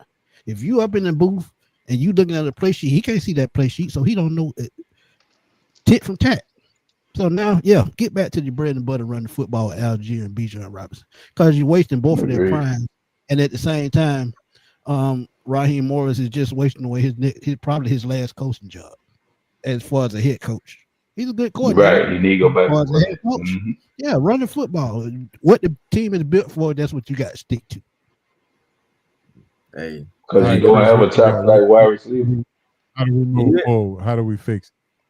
How do we fix it, man? It's going to start with competence, man. Like, we can't be out here making bonehead decisions on the field, causing ourselves getting penalties, not getting the plays up to the quarterback at the right time. So, Zach do need to be on the sidelines. He should have been there from the get-go. I don't understand what he's done in this league, honestly, to earn the booth. But regardless, that's neither here or there. He's on the sideline now, and hopefully the information and the plays will get out to Michael Penix quicker. And hopefully we'll see Michael Penix do those audibles and surveying the field, checking the defense and everything, things that he was able to do last year that we haven't seen much of this year. So, honestly, everyone has to get on. I hate to use the old drumline term, but one band, one sound. We have to be a cohesive unit in order to move forward to navigate through this NFL. Otherwise, if not, we're going to be having yet another losing season, and we can't afford that, because if that happens, heads have to roll. Like, there can be no way that you can bring back the same group of guys talking about, we got it this time, though, y'all. You can't do that. The fan base be lost. And Arthur Blank, 83 years old, how much more he got to see? Man. The last time I seen a coach have to come down from the booth to the sideline, he wasn't there at the end of the year. That was Steve Wilkes in San Francisco. They should get rid of him. See what I mean? Yeah, I ain't gonna lie, that was BS. That was BS. I feel like that was another scapegoat, just like how Ike was. That was another one. Yeah. So if it comes to the field.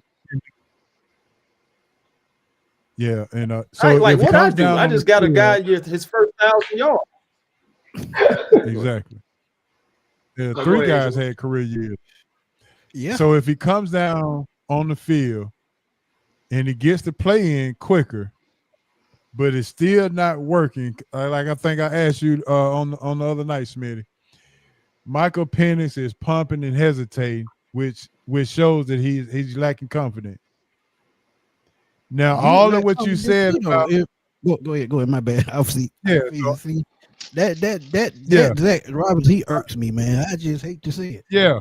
Out of all of what you said about being on the field, looking at the play sheet, all this should be done in practice during the week, so he'll know exactly what's going on. So hold on, big homie. Hold on, big homie. It should have been done in the preseason also. You didn't play these people.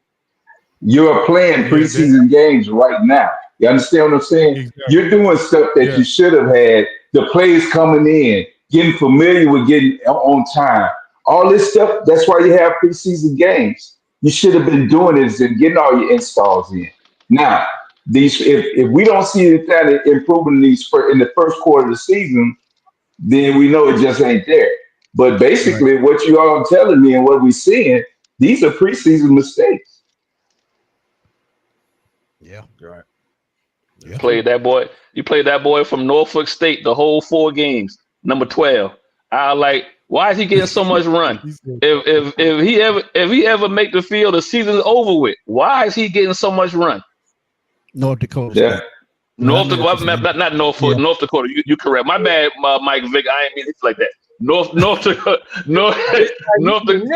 at my school, but whatever. My North Dakota State, the green threw me off. Yeah, I'm like, why is he playing? I think I texted at you at the preseason game number 2. I was like, why is this guy playing all 4 quarters? Bro. Yeah. Because our coach has this philosophy. As long as I'm the team, I will not play my starters. But my thing is, if guys are going to get hurt, there's nothing you can do to stop that. You can sit them for 16 weeks. I promise you, week 17, that ACL going out because it's God's will. You can get hurt going to the mailbox. You can slip out the shower and tear something up. So at the end of the day, if you're going to get hurt, it's going to happen. Put these guys on the field so we can see what we have, please. That's all. I agree. Yeah, I agree. And like I said, you get to understand how to get the play in. Everybody gets into a rhythm of how you call plays. You get a game situation. Those are important. Now the bullets are flying for real, for the lack of a better term, is what I'm saying. These games count. So the mistakes are magnified. But in the preseason, you can see what you need to work on to get ready for the regular season. So nothing beats that getting actual reps. You know, you have to have it. And I just think you kind of retard the process of your team when you don't let them go in and get live plays early. You basically are using the first quarter of your season to kind of get your team in ready, get your team ready. So now you put yourself behind the 8 ball a little bit, to me, by losing games that maybe if you had this thing a little tighter, you might have won. Yeah, and the crazy thing about it, you let those defensive rookies play, and they showing up just because you let them get them reps in preseason. Yeah, that's what I'm saying. Yeah, I agree. All right, so real quick, I gotta ask if Dan Quinn and Marcus Mariota come in here Sunday and come out with a victory, what happens on Monday? We 1-3 going into the bye week and coming out against Buffalo 1-3, and Raheem Morris still gonna be the coach. Yep, absolutely. Gonna get. But that seat gonna be hot. Ooh, that seat gonna be hot. Yeah, it should be. All right, Smith. So this is the question. What do you say to those people who say that we cannot continue to have coach turnover every time we can't get it right? They absolutely correct. But at the same time, you gotta stick with somebody. Somebody gotta stick. Like I said earlier, you gotta do your homework at the end of the day. That's just like Asa said, you gotta do your homework at the end of the day. If you do your homework right, we want to keep having these conversations. And if you keep retreading, we wouldn't be having these conversations. Go out and get a guy that has pedigree, like a Dan Campbell, like a Brian Flores, somebody who's no nonsense, who believe in what they preach, and we won't have these problems. Sometimes you just got to take a risk, and then Falcons scared to do that. Yeah, if Raheem gets his bag back, that may cause a ripple effect in bringing Brian Flores in because he's the same color. No. Do you all really think that Brian Flores is a head coach? And I'm not. Like I said before, some guys are better at being a coordinator. There's so much going into being a head coach. First, you got to have the personality to deal with the media. You got to have the personality to deal with your players. To me, when I look at Brian Flores, he is so no nonsense. Like, it's almost like it's mean coming out of his sweat. And I just think that I just think that the defensive side of the football is where it belongs. I don't know if he's the guy that you delegate all that with. I get what you're saying, but the reason why he got fired out of Miami because he saw something that the front office didn't want to see. He did not want. I agree. I was about to say he recognized too. He smelled Tua. He smelled Tua before he got off the Alabama bus. Right. Think about it. In his second year, they won 9 more games than they won his first year. So he understood. It's just understood. He with that lawsuit. I'm gonna just keep it real with you. With that lawsuit against the NFL, that just made it a little bit harder for him. But if you want a coach that is dedicated to his job, that knows what he's doing, he's going to be your guy. He's probably going to be the next African American coach to win the Super Bowl if he gets that chance. You gotta be a politician, man, especially when you're black too.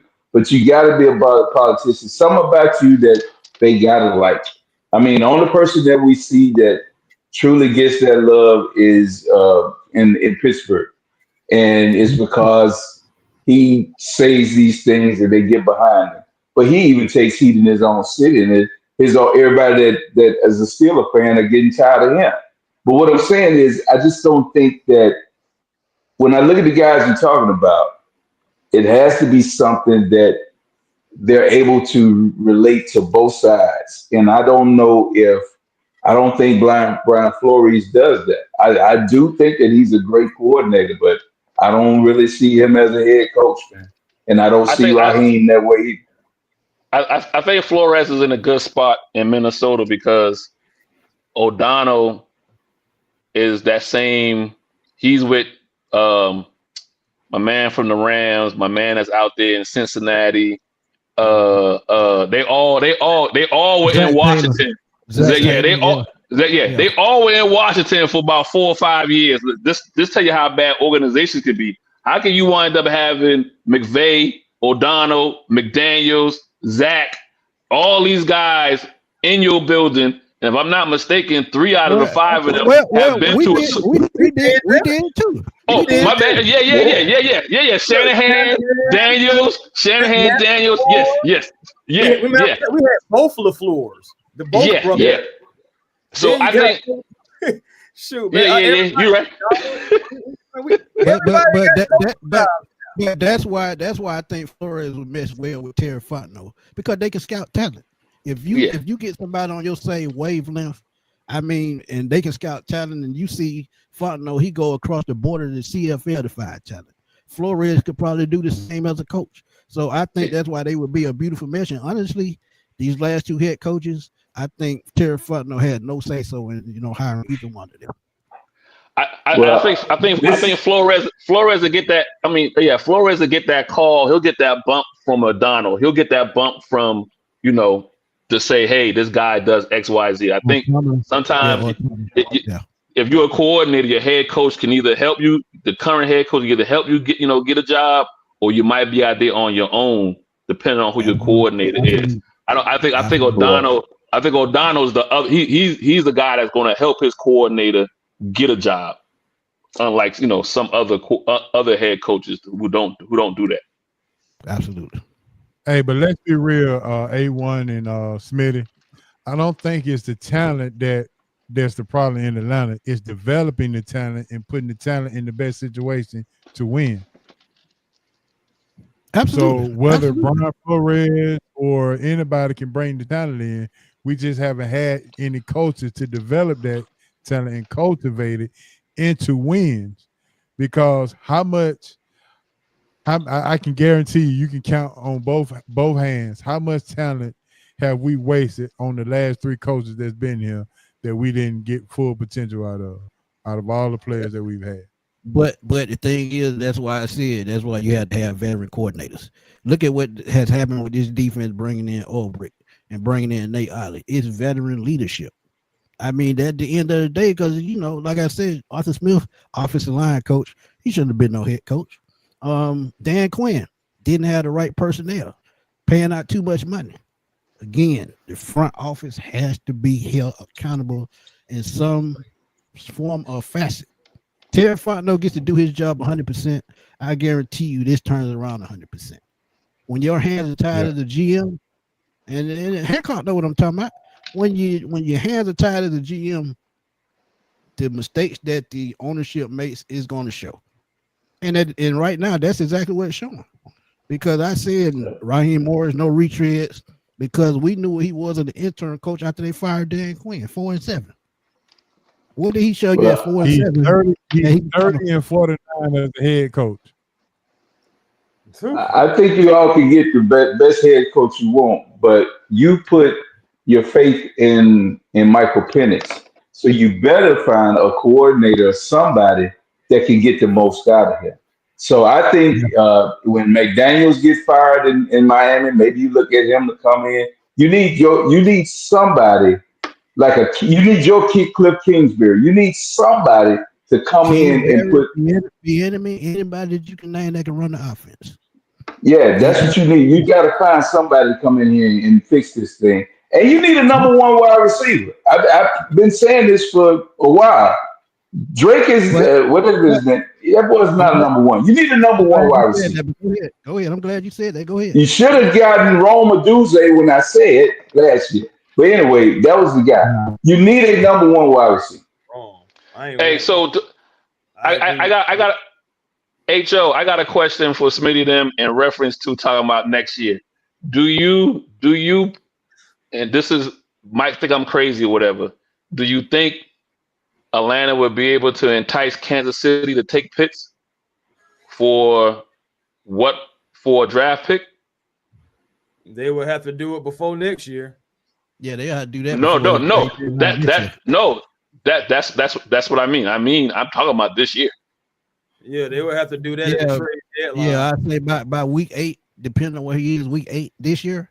If he's not where he needs to be, and they need another receiver because Travis Kelce, he getting Andy Reid here, and he getting old, and he's about to retire. Yeah, that's one team you need to call. The man ready to get there. Yeah, absolutely. Because I can see him over there with Hancock in Dallas because Jerry loves Kyle Pitts.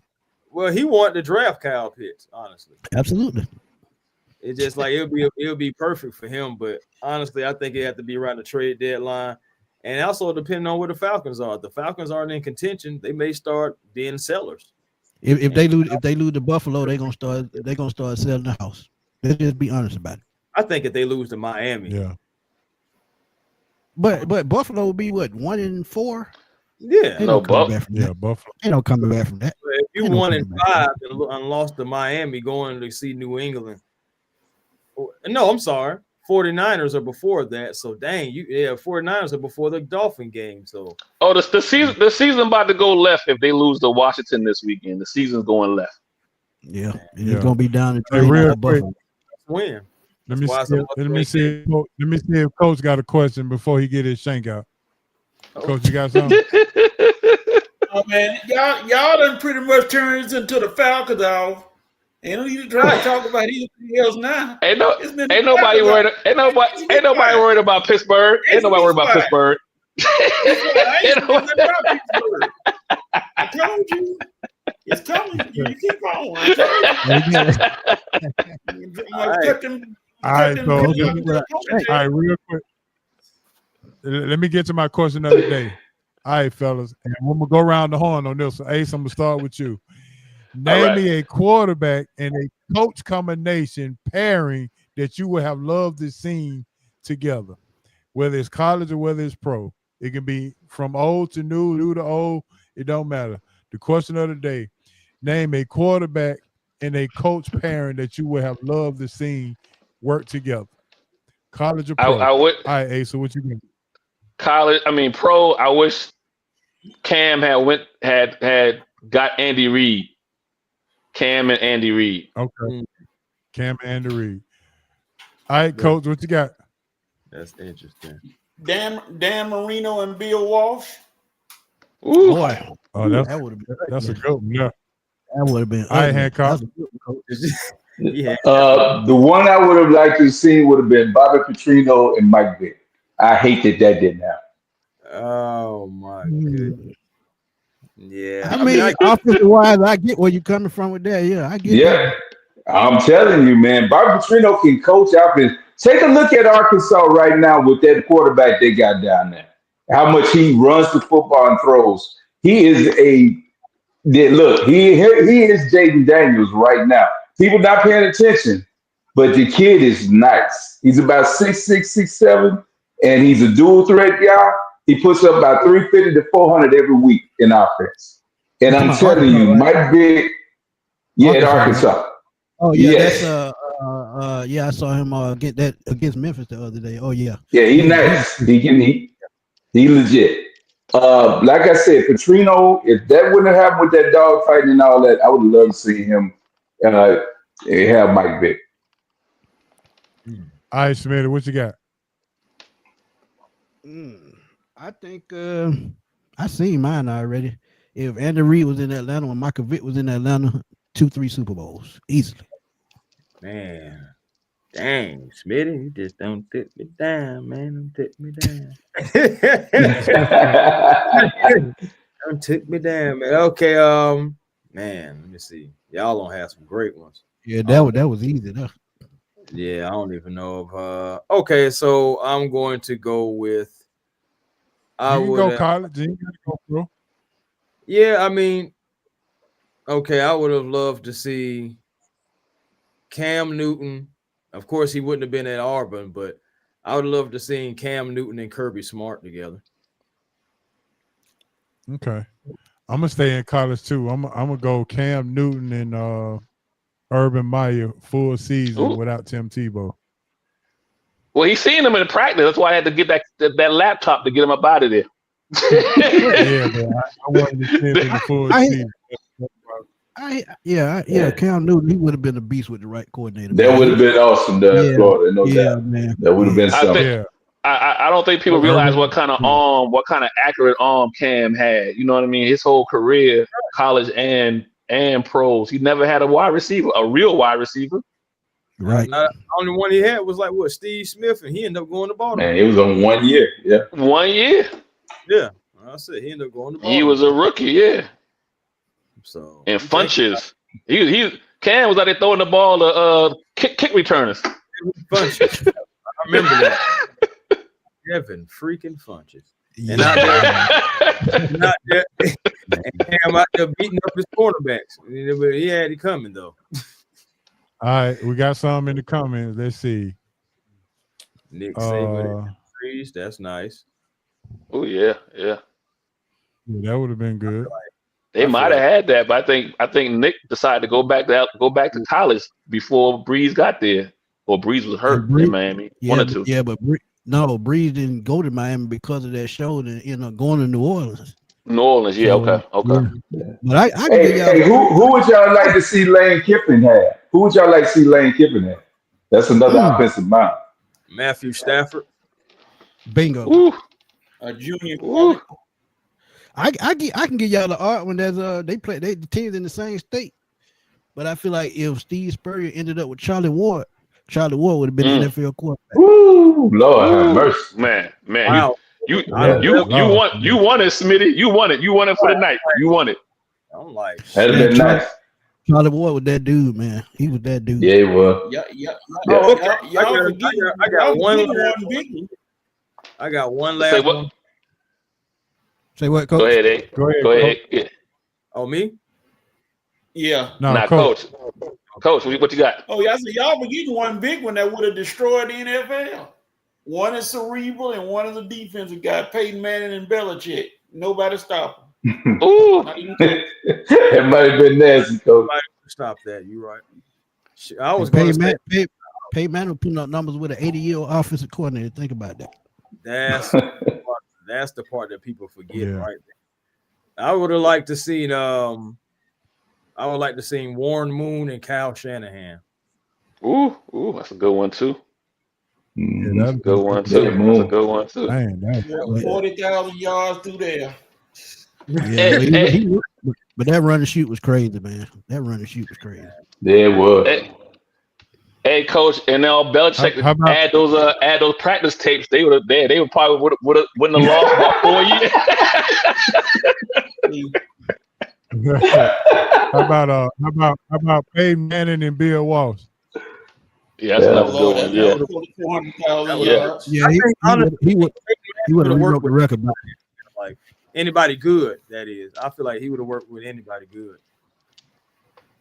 Yeah. That he was just that kind of guy, like he said, cerebral. I feel like there still to this day, I feel like there's nobody who prepared for a game like Peyton Manning.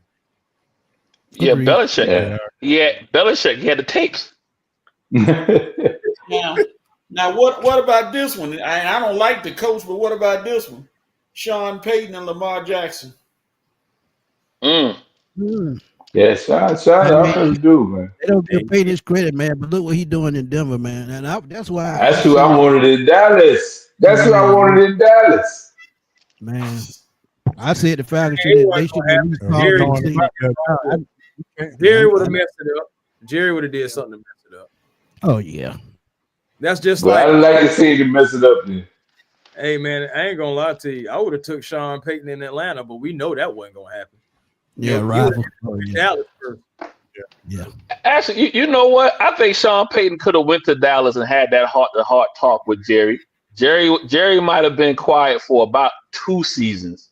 He wouldn't, you know what I mean? Because Parcells had Jerry quiet for about a season and a half. Yeah. You know That's what I mean? I think. You know, and it wasn't like he hadn't been there. He knew the lay of the land. Yeah, Sean Payton was a coach in Dallas, so it should have been. Yeah, that's what I said. He should have been the guy. All right, fellas, this is that time. I'm gonna have y'all done stayed on now, so you might as well join us in the SRT fun bag. How about that? Yeah, go ahead. Run it. All right, Chris, this is the time we kind of have fun. We kind of go away from sports a little bit, but we have a lot of fun. Okay. So the first question is this: how old were you when you first rode public transportation? Ooh. We'll start it. Go ahead, Ace. When I got to Atlanta, so when I was 18, because in Charleston we only had like one bus, and I ain't never seen what it was, so my transportation was a bicycle. Wow. Right, Coach, your first time riding public transportation. How old were you? 40. That's good. Oh, Carletta said. Well, you said 5. Carletta said she was 5. Yeah, I was 5 too. So I was finna say she got to be over that golden number, because I mean, when we was growing up, my first time was 13. I was going all the way down to the gold mine, right after school. Yeah, mine was 5. Hey, so you jump on the bus? You jumping on the bus going to get that butter? No, I had to go to school, bro. I jumped on the bus and I sat right there with the driver and told him where I was getting off at, and he made sure I got there. So 5 years old for me. I had what you got. If you talk about public transportation by myself, I had to be middle school. But I can remember getting on the bus being like in kindergarten. I remember I had another kid sitting right behind me. We were sitting out the window hollering, "Go, baby, go. Go, baby, go." Watching this stuff go by. So I remember that. So I had to be like first grade, something like that, man. So, but by myself, had to be middle school. Yeah, 13 for me, middle school. Man, I ain't gonna lie. All right, Chris, what about you? Sure, I was a little older than that, man. I ain't riding public transportation by myself for the first time until I was like 19. I ain't lying. Okay. I ain't lying. Yeah. Ain't nothing wrong with that. I believe it. All right, I'm finna ask now. The next question I'm gonna ask y'all gonna have to be transparent with this one. Did y'all ever cut school and get away with it? Hell yeah. Yeah. Absolutely. Many times. Hey, man, look, we found us a chick house to go to. After that, we was good to go. As long as we skipped through the market, through that turnstile, we my house in the world, mine. I'm talking about leaving Douglas. You had to go back through the train station. Where I live. All right, Coach. My mom was a teacher, and my daddy worked for the park. They were everywhere. Yeah. They had Hancock, I know your dad was a coach, so I'm not sure if you in that boat. Yeah, no, high school wasn't no cutting. No, not middle school. I kind of snuck out a little bit because that was a different way. Yeah. But now high school, especially being on the football team, you wasn't doing that. Yeah, they would be looking for me in high school. So now middle school, that was a different story. I went to Kennedy Middle School, so I was all over the place on that. Hey, H.O. Dr. Bush didn't play that, did he? I got stitched on by the downtown teacher one time. She was like, "I seen your son this morning," but all of a sudden, he the 5th period. I'm like, bruh. Yeah. Like, this no sense. I used to get told on by the teacher because my dad was a truck driver. My mom worked in the hospital, so I kind of had some leeway where I could kind of make Yeah, some. yeah, Yeah, you had a little freedom. big gaps, yeah. Yeah, Freedom. man. They get you. All right. Can you go 30 days without no internet? I actually could. Woo. Yeah. Nah, I don't think I could. 10 years ago. Only reason I say no, because I'm making money off of it. That's the only reason why. I put it like this, big homie. Can I do it? Yes. Yes. Will I do it? Nah, I ain't gonna do it. 10 years ago, the answer would have been yes, right? When people were still logged into cable and all that kind of stuff. But now I got everything set up on a internet account, TV, they had the phone, everything. Yeah. I mean, there's other things to do, man. But when you making money and you losing money for 30 days, that's hard, and you got to pay bills. Yeah. Nah, I feel that though. I guess it was just like you had All right, another. so the next question is. Go ahead, Yeah. Joe. It's hard to create content without the internet. Hard to create that content without the internet. Exactly. All right, for all those who don't eat meat, just imagine if you could eat meat for this question. Smash burger or ghetto burger? Ghetto all day. We grew up on ghetto burger with the white bread. We didn't have buns back in the day. We had white bread, and you had the pad smashed with the peppers and the onions already inserted into it. So yeah, it is ghetto burgers all day. Give me that smash burger. Dang it! I learned how to eat hamburger with real bread. Dang it!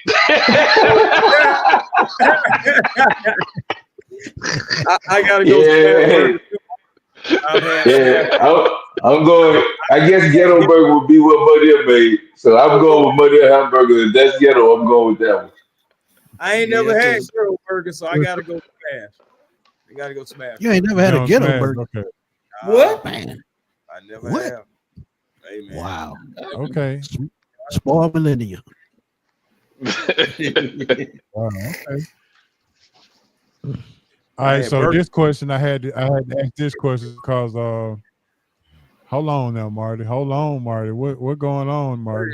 That's a smash burger. I take he don't eat out. I think he don't eat out. If he up there in Indianapolis or somewhere, he may not know. Yeah, that's No, he's straight up Memphis, baby. Memphis? Well, Memphis on. Yeah, just you Google. Oh, Marty, they locked you in the basement? God damn. All right, so I always have to throw a church question in there. So, we got to go to church sometimes and get it in there. Name the first church song that you learned. Jesus loves me. The first church. Okay, that's a good one. On time, God. I'm gonna be honest. On time, God. Yes, sir. I'm sorry. That was the first one I learned. On time, God. Okay. All right. Come on, Chris. Asa. Coach, what you got? I'm gonna have to go with the old I feel good. I feel good. Something about you. Come on now. Come on now. Hey, I said you was talented. I didn't know you was a nigga too. Hey, take it from me. Don't get him crunk, because boy, trust me. Trust me. Now, if you come from the old church, you heard them when you were little. You heard them song that the deacon sung that didn't make no sense, but they sang them anyway. They put the words to them like what? And like they said, Jesus have mercy. I was sitting there listening. I said, pizza hamburger. Is that what they saying? What y'all saying? My song was the first song I learned was Going to See the King. Yeah, that too. Yeah. Yeah, that's a good one. Okay. All right, so this gonna be scaring you right here. For $1 million, if you had to be face to face with these three animals, which one would you at least try not to be scared of to try to get the money back for $1 million? That is a bear, a tiger, and a snake. If you're face to face with all three of those animals, which one would you not be afraid of to try to get $1 million? A snake, because I already held a couple. I done put a snake around my neck, so that ain't nothing. So a bear, a snake, and a what? A tiger. Tiger, you ain't got no chance, so you might as well cross that one out for everybody. Yeah, I'm taking my chance with the bear. Yeah, I think so too. I ain't gonna lie. The bear gonna look at you like, didn't you see what I just did to that person before you? There is proven ways to hopefully not have a bear attack you, especially if it's I think the brown bear is the one that will, if you don't show any fear. Right, I think you're right. Yeah, I think it'd be the bear. Yeah, you don't look at it. Yeah. The tiger, like you said, the tiger, that's a done deal. It's over. Yeah. And I ain't fast enough to. I can't stand snakes. Yeah, I ain't fast enough to catch a snake, or maybe to hold on to him or whatever. So let me take the bear. You gotta grab. I can't stand snakes. It'd be a bear. For me, I'm more worried about if it's a snake right here. Like, I'm worried about, like, am I in a nest? Like, where, you know what I'm saying? Like, for me, so it's like I'll probably start freaking out. Like, oh man, is it go around? Yeah, I can't deal with snakes. Is it the bag? Say the bag. Okay. I can deal with all of them. I guess you took the snake. Hey Joe, you bring a rat up in there, I'm dead. I ain't got a chance. I'm a fan. I don't like rat. Fall straight to the ground like a little girl. I'm sorry. That's what I'm gonna try to make. All right, since Chris like to sing, we'll ask the singing question. Name a singing group or a singer who would have been relevant in the last 30 years and 3 decades. Marvin Gaye. Dead or alive? Dead or alive. Okay. Man, that's a good one, right? He'd have been relevant in the last 3 decades. Oh yeah. Luther Vandross. Oh, definitely. Man, another good one. Definitely. Okay. That's a good one. Oh yeah. You said relevant? Yes. You said relevant? Who would have been relevant in the last 3 decades? The elements, earth, wind, and fire. I don't care. Shit. The elements, baby. That's my favorite group of all time. Me too. Hancock. Oh, earth, wind. Yes, sir. I got another one. I think Michael Jackson still would be. That's the one I was thinking right there. Mike probably still would have been relevant. There's people he could just stand there and they still listen to. He had to sing. Yeah, him and Prince, they just had that it factor, man. Yeah. Prince can play 40, 50 instruments, man. People can't do that. And he the only man in America that can walk around in high heels higher than some women and get any woman on the planet. Without a doubt. By his long I like that. Sam Cooke. I like that. Yeah. And Prince. Yeah. Okay. I'm gonna tell you who else would have been. R. Kelly. They can say what they want. R. Kelly is one of the greatest entertainers and musicians and songwriters of all time. I was thinking him too, Hancock, but I ain't want to get, you know what I mean? I ain't want the internet hate mail, you know what I mean? Hey, look, man. Hey, Asa, with Trump in the White House, everything ain't nothing off limits. Okay. Say what you want. If he get in the White House, I can have R. Kelly. Hey, I'm telling you, nobody will be Nobody will be. Yeah, I didn't say Hancock. R. Kelly, one of the greatest singers from the neck up. It's the bottom you got to worry about.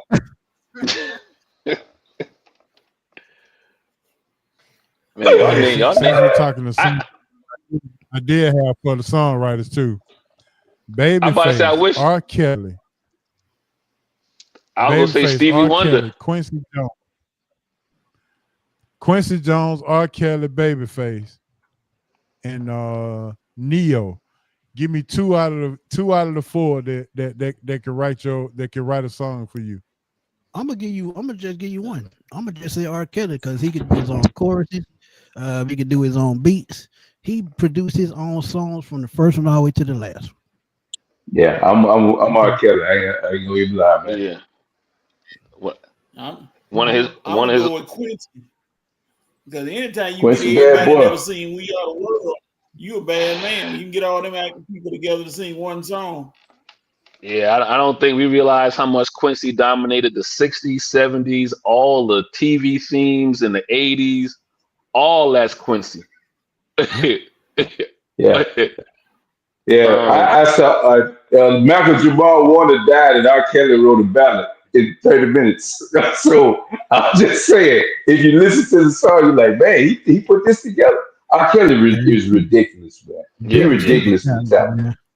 And the thing about he don't wrote for, man. He don't wrote for and produced other songs for other artists, even Michael Jackson.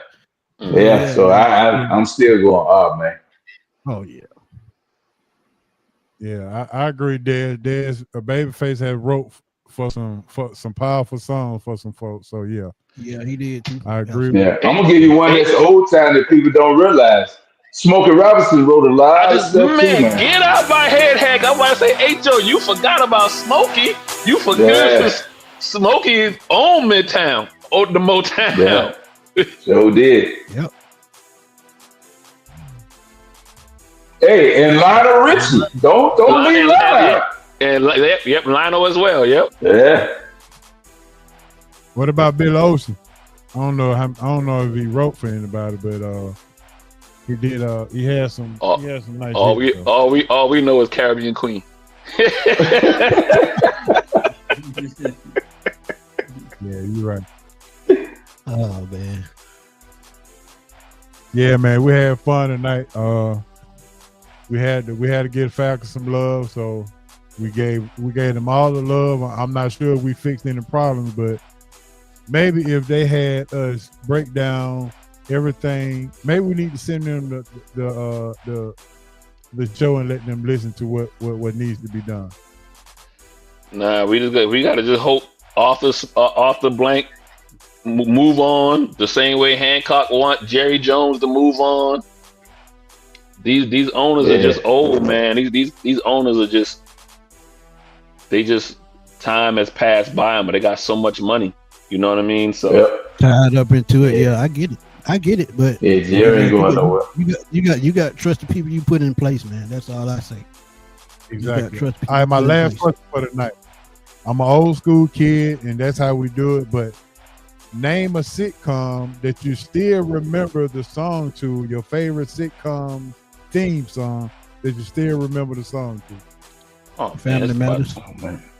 I'm the Jeffersons. Good times, baby. Good times. Jeffersons. Jeffersons. Yeah. What's the one with the oh my god, now I can't call the name, with Todd Bridges and Old Boy. Oh yeah, Different Strokes. Yeah. Different Strokes. Yeah. Listen. Even the girls, even the girls had a good one. That came on right after them. Oh, Facts of Life. Facts of Life. Yeah. The best one that didn't have no words and the greatest sitcom of all time, Sanford and Son. That jigger, man. Everybody. Hey, Golden Girls. Even though we were older, but listen, so much, man. Listen, the 80s and 90s had it. Golden Girl. Yeah. So Chris, we asked what theme song you still remember the words to. Your favorite theme song, the intro. Oh man. Probably Jamie Foxx, I think. I still remember. Let's go. Yeah. Here I go. Here I go. Here I go. Other than you, AI, because you're a little young, we all can sing the Love Boat. Yeah, I ain't gonna lie. I'll be back. I'll be back here doing the background dance. Y'all do y'all thing.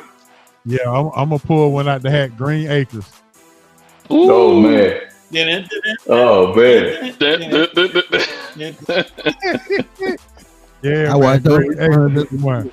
Hey, Yeah, I watched those reruns as a kid. yes, sir. All right, man. When you hear the music, you already know what time it is.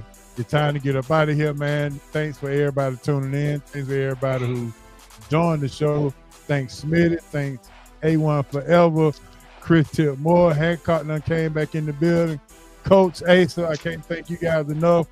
We'll have to make sure we take this thing to the Big Easy Grill and really just sit down and eat some shrimp and talk sports.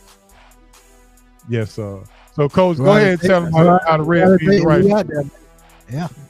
So what, H.O.? Tell them how good the red beans are rice. It ain't gonna make you slap your mama, but her kinfolk you probably would. Yeah, I gotta get Chris out to the Big East Grill. Let him know. Yeah, you do. How we do it in the ATL, baby. You know, we it's a hideaway. It's Atlanta's best kept secret. If you like seafood, Louisiana food, yes, sir. It is the spot to go to. And there stay the Gilligan Island. Yes, sir. That's a good one. Oh man, that's a good one too. Yeah. Oh yeah. All right, Smitty, A1, y'all go ahead and give me your shout outs, man, and let everybody know where they can find you on YouTube and on social media. Hey man, y'all know where to find me, man. Smitty Sports Machine on YouTube. Also find me on Twitter at FatBoySlam_21 because I'm on there blowing it up as well. I always want to thank H.O. and the boys for letting me come through, talk Falcon football. And everybody in the chat, man, appreciate y'all too for tuning in. Sorry we took over y'all's show, and I know y'all a little mad about it, but trust me, we had to get it out because it's do or die now. But A1, you take it away, my brother. Did it freeze up? Oh, there you go. Thank y'all for having me on. It was great, to meeting all you fellas. Yeah, it was great meeting all you fellas. I'm glad to be on here. It's my first time on SRT. So thank you for the invite, H.O. Smitty, yes, of course, my guy always, Asa, Coach, Hancock, great meeting all you guys. Great conversation. But for me, A1 Forever Sports, that's the platform on YouTube. Please come over, like, comment, and subscribe. Also, you can catch me on the Hawks Digest.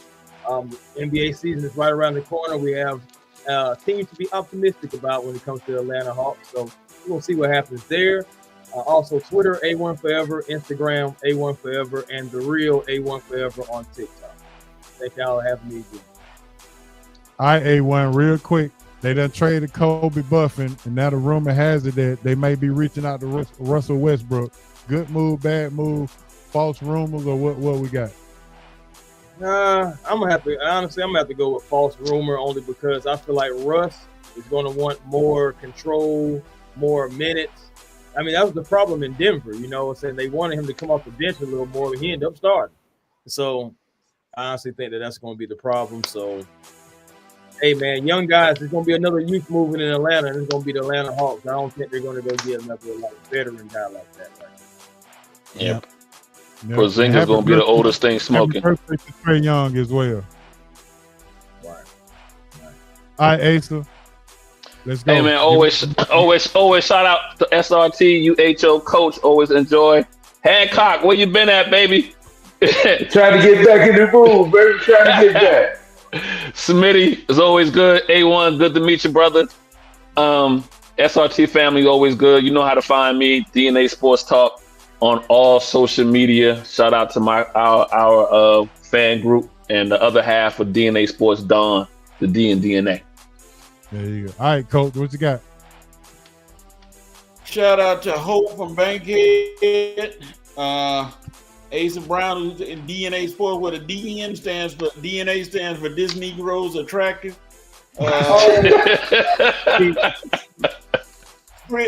Chris Tipmore, A2. I can shout out to you. Smooth Smitty at largeman.slim.com. Hancock, the super villain, and all y'all. 25 different names, man. Hey, it's a good thing when black guys can get together and just talk sports and have a good time and enjoy what you do without any arguing or anything. But Asa, just because it's all good and everybody love each other, don't forget, I got this, and I'm holding on to it, Asa. So you get ready. It ain't going nowhere. I'm gonna cut your hair soon. There's about to speak. And a shout out to my boys from the Red and Rail Sports Show on Saturdays from 10:30 until I guess everybody get off the show. Everybody check out. Then we gotta stop talking. We talking to ourselves. There it is, man. Listen, it's been a great show. We did a whole lot of talking, and we put a whole lot of quarterbacks and coaches together tonight for our question of the day. And Smith, I need you to take that question of the day and put it on your YouTube channel just to see what kind of response you get. I can guarantee you. Hey, man, throw it up there. Oh, I throw it up there. You know I will. Yeah, go ahead and throw it up there. You can tag me in it or whatever you want to do, but I will. it's just something to do to have a little fun, just to get your brain thinking and things of that nature. So, but it's a whole lot of combination that we did not name that probably could have been pretty good. You know, the Warren Moon thing was so enough good, and yeah. I'm just that old ball. I would love to see Steve Curry and Charlie Ward. I would Charlie Ward. I would have never thought about that. That's like going to the soda machine and hitting all the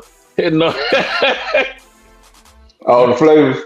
All the flavors. That boy, old ball coach and Charlie. You know what? I don't know if I got yours, Smith. I don't know if I got yours either, Hancock. Your top 5 SEC running backs of all time. Yeah, you remember I got that to you last time we talked. Oh yeah, you did. I thought I gave you that too. Yeah. They did. Yeah, I did. Yeah. Okay. Cause remember, I put McFadden in the conversation. And you said what? Yeah, you did. Yeah, the Wildcat guy. Yeah. Yeah, Asa was trying to slide Sean Alexander up in there. Nah. I gave Alabama a little bit of love, man. Give Alabama a little bit of love. Yeah. Hey, I don't think we gave Jamal Lewis enough love from Tennessee. Yeah, that's my classmate, man. You got to give him his respect, man. He was that guy. Chris, you want to take a stab at the top 5 all-time running backs in the SEC?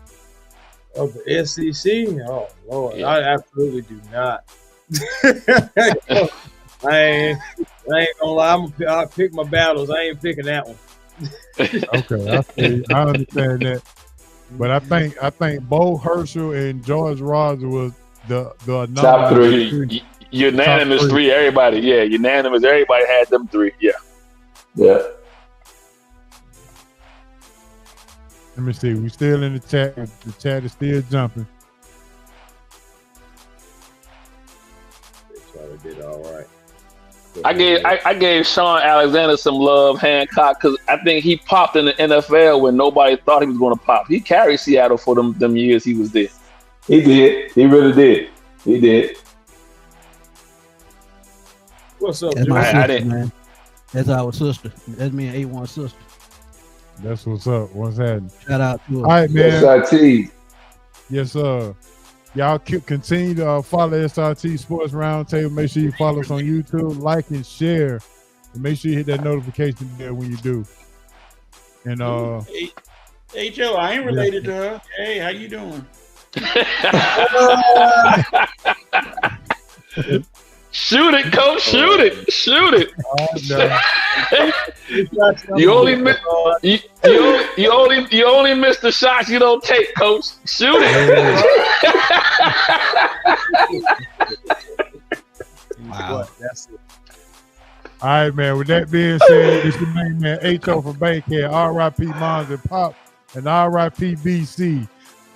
For the longest time, I haven't been able to do this. If you love the show, tell a friend.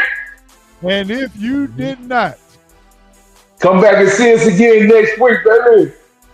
Yes, sir. This is SRT, man, and we out. Peace. Peace. Appreciate it, fellas. No doubt. Yes, sir. All right. Appreciate it. Yes, sir.